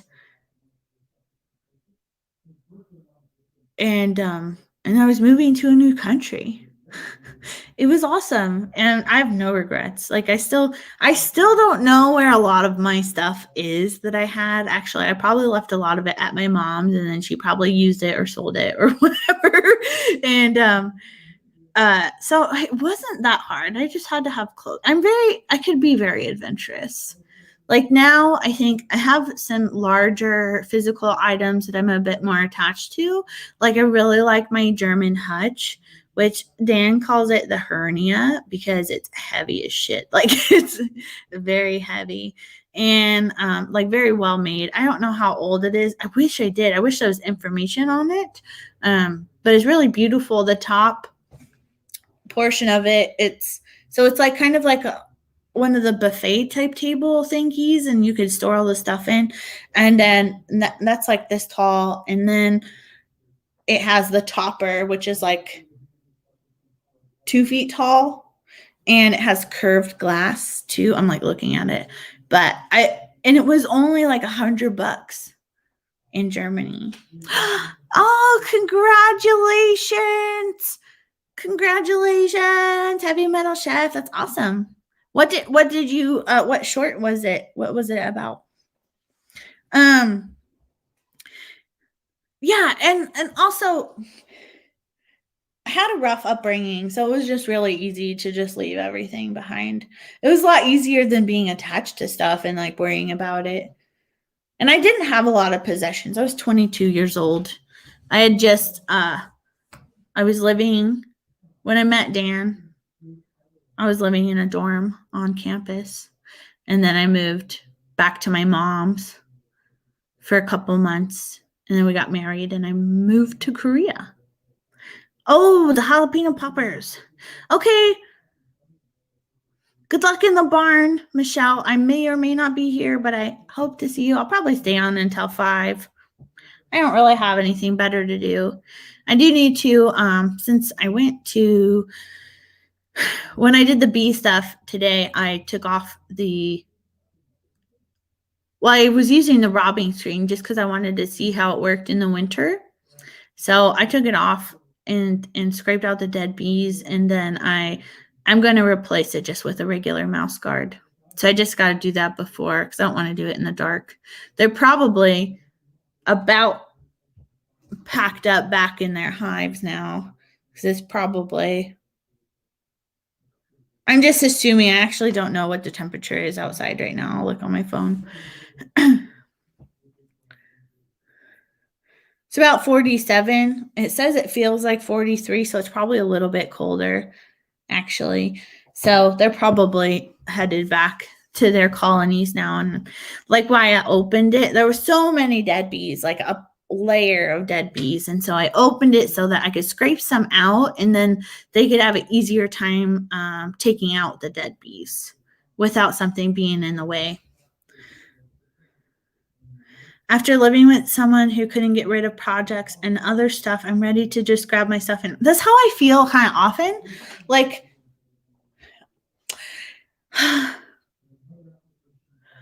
the military life. So Dan was in the military for 6 years, and I was with him, for 5 years while he was in the military, or 4 to 5 years in between there somewhere. Those two PCS moves gave me the moving itch. Like, I want to move so bad just because it feels like I should be, even though, we're not in the military anymore. It just feels like we should be moving, should be going to someplace new, and it would be exciting. And I kind of like that. And I think, and I'm trying to be better about this, but I think that's why I haven't really done a lot of decorating on the walls. Like, our bedroom isn't even completely unpacked. We still have some boxes in there or stuff in totes that we haven't looked at. We've been here since December 2016, and we still haven't unpacked all the way. And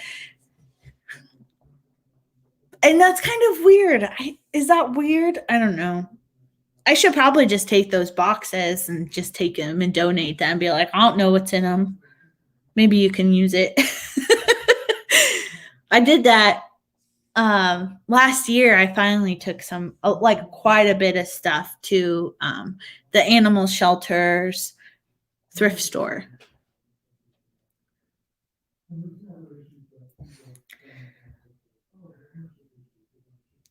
Oh, you feel like that too, Red Silo? Yeah, and it's really, it feels like a strong pull. It feels like a really strong pull to like go someplace new and experience something else, which I really miss being in other countries, experiencing. I miss Europe. I'm trying not to dwell on it because I could totally cry on command about missing Europe and Germany. But the old world, like there's so much. Oh, I'm welling up. I gotta change the subject. But no, I don't think this is our forever home. Life is hard here. And that's because of the weather, I think, mostly. I don't, sorry, my ear itched. I don't mind being in the middle of where we live. We're actually not very far from town, and we're about 15 minutes from Madras, 25 from Prineville, 30 from Redmond. We're not in a terrible location. I love the scenery. I love being able to see all of the sky. I love the mountain range. I don't know why I'm getting emotional. I'm so sorry. But it doesn't feel right. That's all.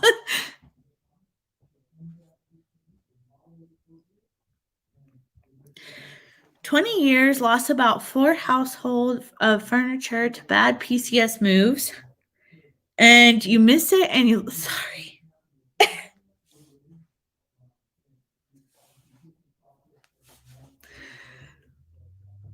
I have to go get a tissue.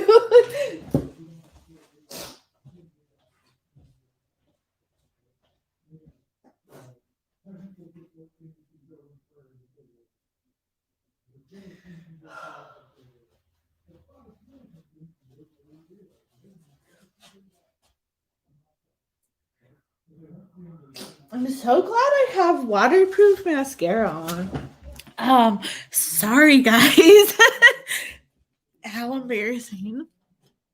It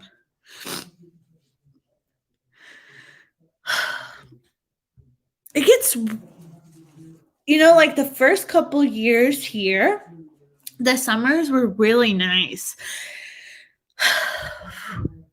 Breathe. Now more people come on and I just cried.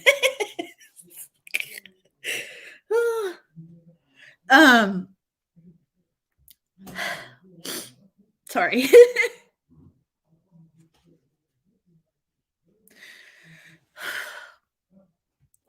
The first couple years here, the summer weather was really optimal. And I really like the dry weather. It's nice because the heat. Now you guys are being nice. You're gonna make me cry more.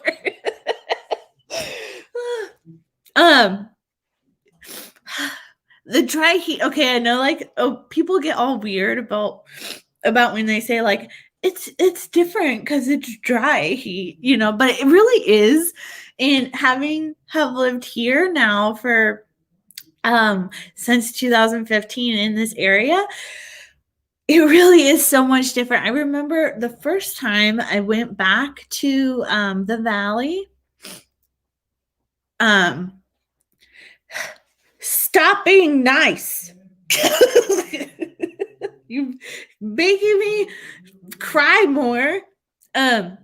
So the first time I went back to the valley in Western Oregon, it was summertime. My friend and I went to the Mother Earth News Fair that was in Albany.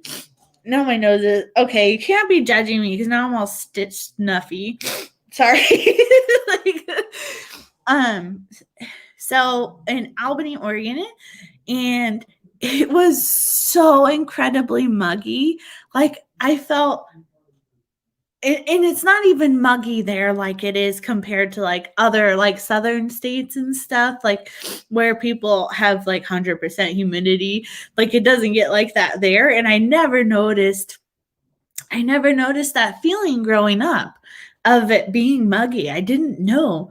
But being here where we have like 15% humidity, maybe up to 30, like on a regular basis, like it's so dry.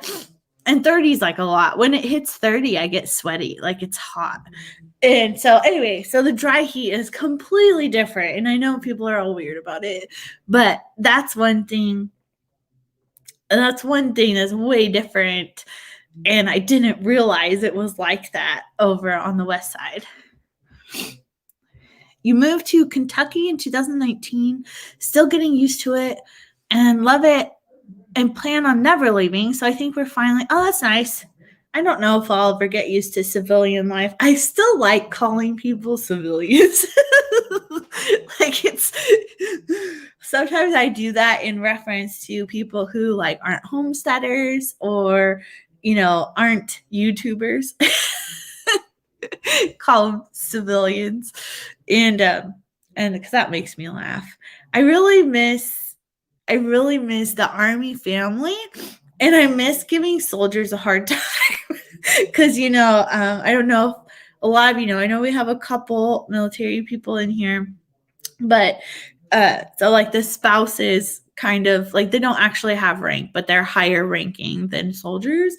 Like that's just what they say. Okay. Like it's not like for real. But anyway, we could tell soldiers something and they kind of have to listen. That was kind of the way it went. And we when we were in Korea, so it was really interesting. In Korea, things were really strict. We were stationed at near the town Pyeongtaek at Camp Humphreys, and you were not to walk on the grass. You were not to walk with your hands in your pockets, and if you weren't like carrying two things with your hands, you need to carry it in your non-dominant hand so you can salute and everything. And I loved telling soldiers when they were wrong. Like it was the best thing ever. And like one time, like I was kind of feisty. I think I was 22 years old when Dan and I got married, and when he was showing me around, because we had to ride the bus because I wasn't sponsored, and so we kind of just took me over there, and then the Army had to kind of just take care of me.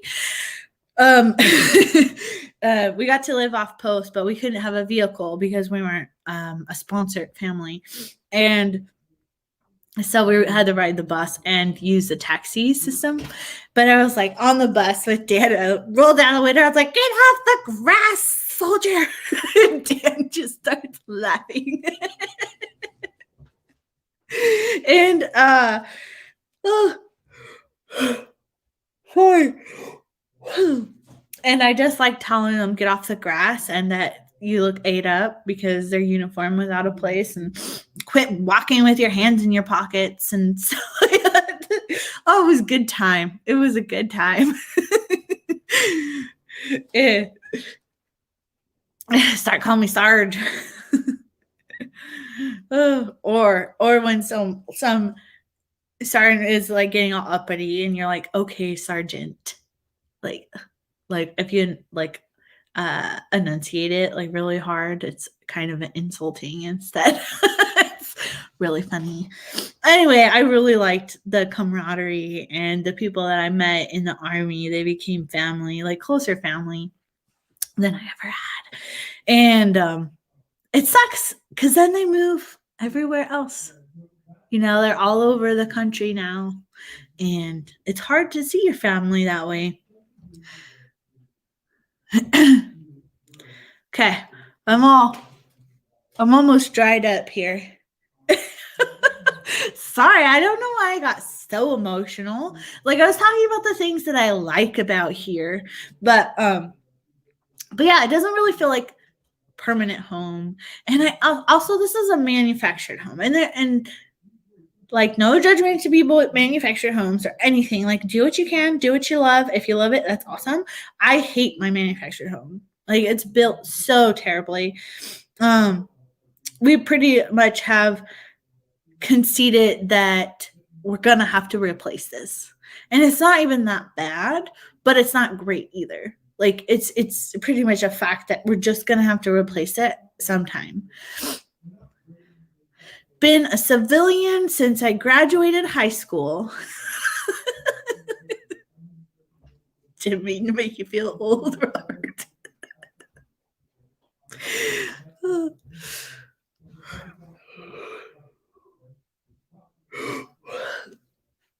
We get 4 seasons here in Oregon too, but not very much snow. I just don't like the snow, and I don't like the cold. I don't think, like, you can get the same effect from rain, like in Western Oregon, as you can from a lot of snow.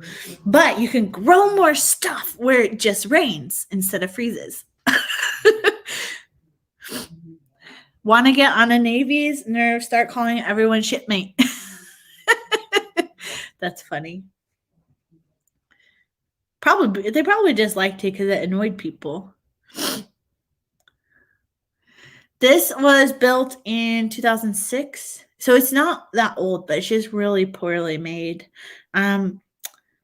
Were you here when I was talking about the mice who lived under the tub?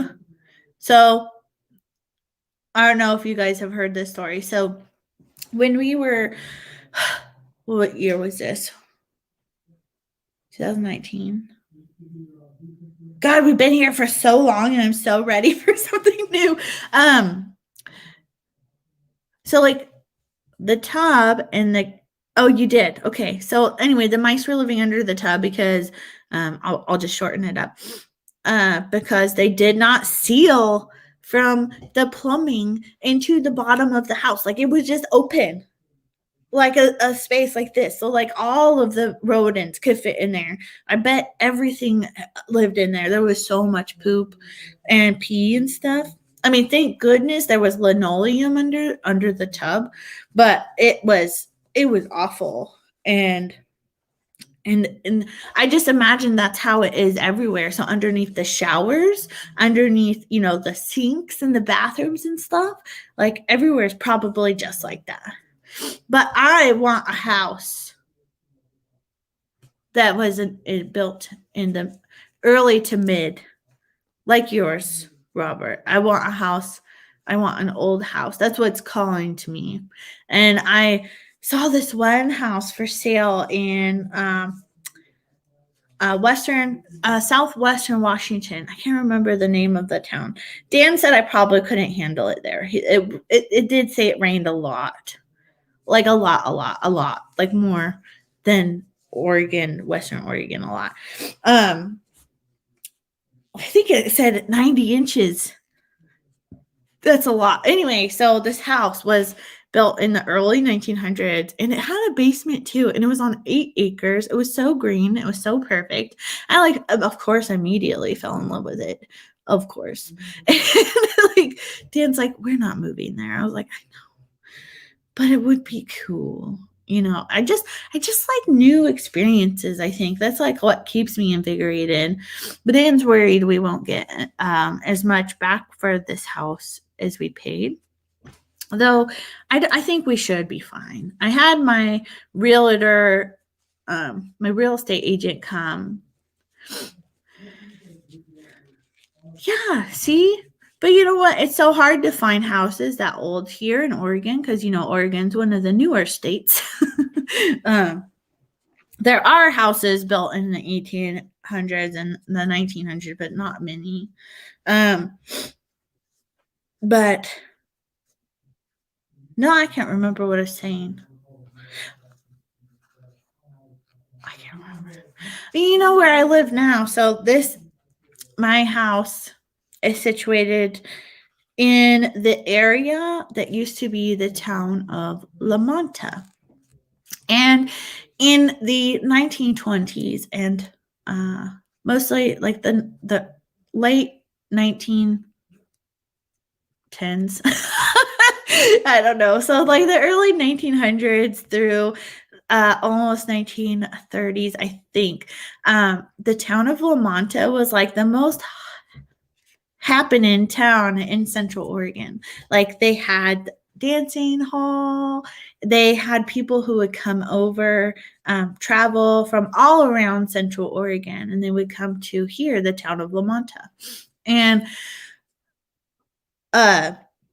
it was the biggest town, which is crazy to think to think about that, because, you know, Prineville was like one of the first towns, I think, and then like Lamont, and then there was still Madras and Redmond and stuff. Like all these tiny towns are still here, but everybody still traveled by horse or whatever in that time out here. And as it came, they started to have a really terrible drought.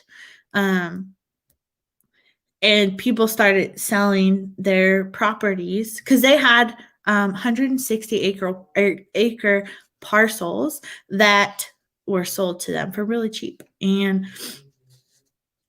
that was pretty cool. So people had multiple of those, and everything. And sorry, my brain's like going everywhere. So they had a really bad drought, and in I think the mid to like early to mid-ish 1920s, they were selling back to the state. Oh, hi, Benj. Oh, hi. Yeah. Now he's begging because of the drought, and which makes sense because it is dry as heck here. And I don't know how they would grow anything. And there's no rivers. There's no you're really in the business. So there was nothing like that. So people had to like lug their water, or they hand dug wells. So anyway, after they sold off the land, after they sold off their land, there's a couple, like I think our property was an original part of an original property. I believe that the man Samuel Rush, he was kind of like, he owned the general store of Lamont, and which is really cool. So we have we have a ways back off of our property, there's a public well, and that well is for the rangeland cattle. Oh, cat butt, that's nice. And it's called the Rush Well. So we were kind of assuming that's where part of the original property was, and we think that our property was part of the original property. But so after everyone sold all their parcels, they completely bulldozed Lamont. They took out everything. And I like feel so heartbroken for that. Like, why? Why take out everything? Why not keep it for the history, for people to learn about the area? Because that's like taking out the biggest town. Like, I realized people weren't living here because they couldn't grow, and they had to work really hard on getting water and everything. But like I'm so disappointed that that's not there for me to experience and learn from. I feel a little bit stolen. I feel a little stolen from. And you know, the other year, Dan and I, we like to adventure around the grasslands because there's just thousands upon thousands upon thousands of acres of grasslands, public lands around our property. So sometimes we go out walking, or we'll drive around the back roads and explore. And there's old, there's some really old foundation in an area. And there was apparently a really old post office that was located on our same block, really big block, but in the northwest corner, really far away from us. And we were kind of trying to look for it and everything. And of course, there's nothing there. They took out everything. And it was so sad. I'm really upset about that. But I think that was just a really terrible move. Like, why? Because people live out here now, and the wells are really good. Like, you can get machine dug wells or whatever now, and the wells are really nice. And there still isn't water by us or anything, but it's livable. It's not bad. I mean, you can't grow a lot if you don't have water rights and stuff. But I don't know. Would you guys feel really upset about that too? So Patty says her house was built in 1945 and remodeled in 1954. Then it was remodeled over and over again. When Ben moved in from 1974 until he passed in 2018, the house gets to rest now. Well, until it gets sold, I guess. Someone else might renovate it. But I think it's cool when people renovate it. Like my dad's house, I believe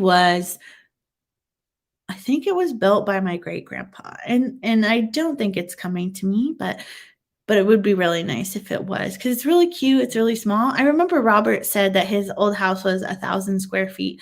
I would love a house that was like 1,000 to 1,300 square feet. That would be nice. That would be perfect. Like, it's just Dan and I and bench. Like, we don't need a lot of space, and smaller houses are so much easier to clean. Like, this one is 1680, I think, or 1860, one of those. But it's more than I want, and it only has 2 bedrooms. Hi, Bubs. Are you so annoyed? Well, you're not squirming. It only has 2 bedrooms, and the bedrooms are huge. After living in Germany, where the bedrooms were small and the living areas were large, like, I just don't understand why bedrooms are so big. I don't see the point. Like, I don't spend any time in there. I sleep in there. That's it.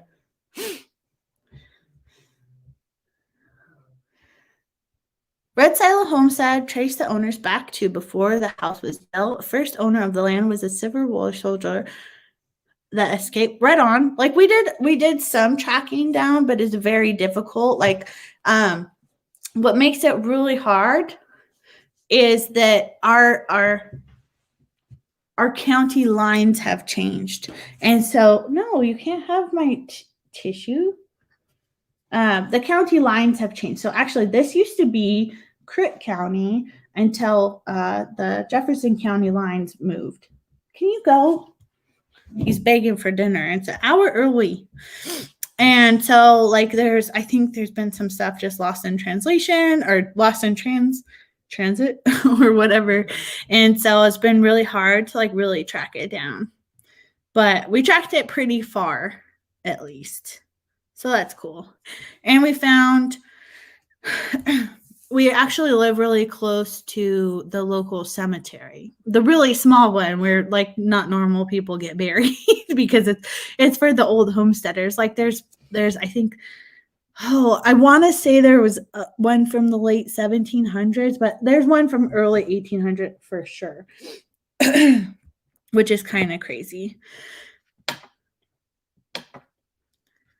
Yeah, you're making noise because you're hitting stuff with your tail, dude. I hate when they take old stuff down. Like, that could be so cool. Like, it would have been so cool. I'm so depressed about it. I don't like when history is erased in areas. I could talk history of our area all day. Used to do the garden at the local historic site. That's awesome. Hate it when they take out history. I'm glad I'm not alone. Like, some people, like, nobody knows, hardly anybody knows that this was an old town, and not from very long ago. Like, well, I guess it's been 100 years now, but it wasn't very far. I keep thinking, I still don't feel like it's the 2000s, like, it still feels like the late 1900s, the 90s. Yeah. Well, stuff was built to last. Yeah. And that's why, like, there was another house in the Staten area of Oregon that I fell in love with, but it was only on 2 acres. And Dan was like, no way. And I was like, we really don't need more than that. And it was surrounded by fields and stuff. But, so I fell in love with that house. And I think I just need an old house. Maybe I'll feel at home then. And then Dan's like, how do you know? I was like, I don't know anything until I try. How do you know? I haven't had a regular experience for a person growing up. I had a rough growing up time. And then, like I went to college and stuff, but then at 22, I got married and I did my adult growing up in South Korea and Germany. I came back here, I didn't know what the hell I was doing. I couldn't figure out how insurance worked. Like it was hard to realize that I had to pay for electricity and stuff. Or it was just hard coming from the military back to civilian life, especially when I didn't have experience as an adult outside of that, if that makes sense. So I don't remember where I was going with that. Old stuff. Me not having experience. I don't know where I even started with that, to be honest. But anyway, because I haven't tried a lot of stuff. Like, so I've done traveling outside of the US. I haven't been anywhere in the US. So it's just interesting. Yeah, bedrooms are for sleeping. They don't need to be giant. Like, they're the same size as my living room. Like, they're huge. They're pointless. I don't understand. That the second bedroom could be easily 2 bedrooms. Like, and they could be small 2 bedrooms, and that would be fine too. Like, I would like a 3-bedroom house. Even if it was like only like 1,200 square feet and it was 3 bedrooms, that would be really nice. Yeah, I just had to learn life skills when I was 29, like 30 or 28 or 29 or something. It was really weird. Also, I went from moving when smartphones were just coming out. Like, I had the push phone where you pull out your little keyboard, and texting still costed 10 cents a text. And so, like, that was 2010, like it was only a little over 10 years ago. How crazy. Like, it was 11 years ago. And so, like, I had like an LG little push phone with the keyboard, not the flip one, but I had the little keyboard, and stuff was still really expensive with texting and everything. I didn't have unlimited. And then so we had to pay for all this data and stuff. And then, like, I come back here and learn about how cell phone plans work now. That was really confusing. And then the growler stuff was new. That wasn't a thing when I left. And then when we came back, we learned about the beer growlers, where you can get your growler filled up with whatever beer. And that was interesting. Like, so many things changed in 5 years. It was insane. I still feel like this. I didn't feel like I was from here. It was a complete culture shock and completely different than anything else, in Germany and stuff. Well, I meant smartphones, like the touchscreen kinds, not the BlackBerry things. Like, yeah, I meant like how iPhones are and stuff, where it was like really even its own briefcase. No one does growlers there. Maybe it's an Oregon thing or like Western US thing, because like I think Portland used to be, I doubt it's this way now, because probably so many had to shut down during the COVID stuff. But I think Portland used to be the city with the most what am I trying to say here, Patty?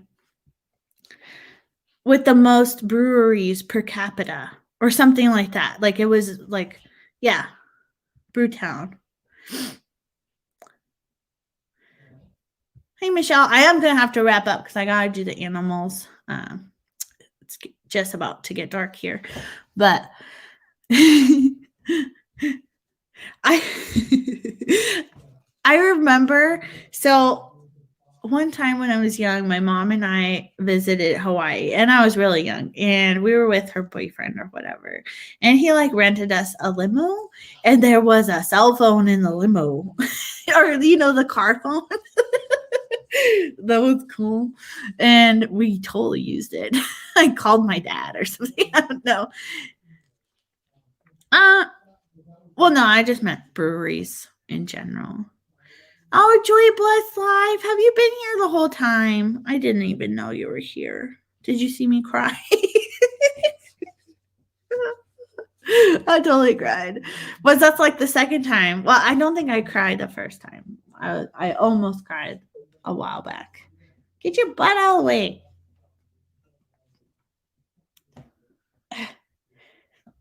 Yeah, we were Brewtown. Like Portland was Brewtown, USA, and then something changed. I think yeah. Well, Jason, I have to go though. I have to go put the mouse guard back on that hive before the mice take over, and I have to go do the animals. But I'm so sorry that I cried at you. Oh, Bench, he's stepping on the let go. Ah! Clawed me up. I'm sorry I cried at you, and I'm glad you stuck around for that, guys, and didn't give me a really hard time. Yeah, I did something similar, Bruce.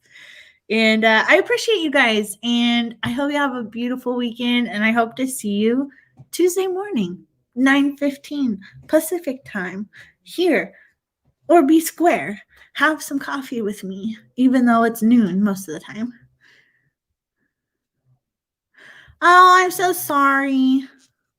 Sorry your friend's dad died, but I'm glad you got to stop in, but I'm sorry. I do have to go. Okay. I appreciate you guys so much. You're so neat, and have a great weekend, and see you Tuesday. Okay. All my notifications are in the way of me ending this. Okay. And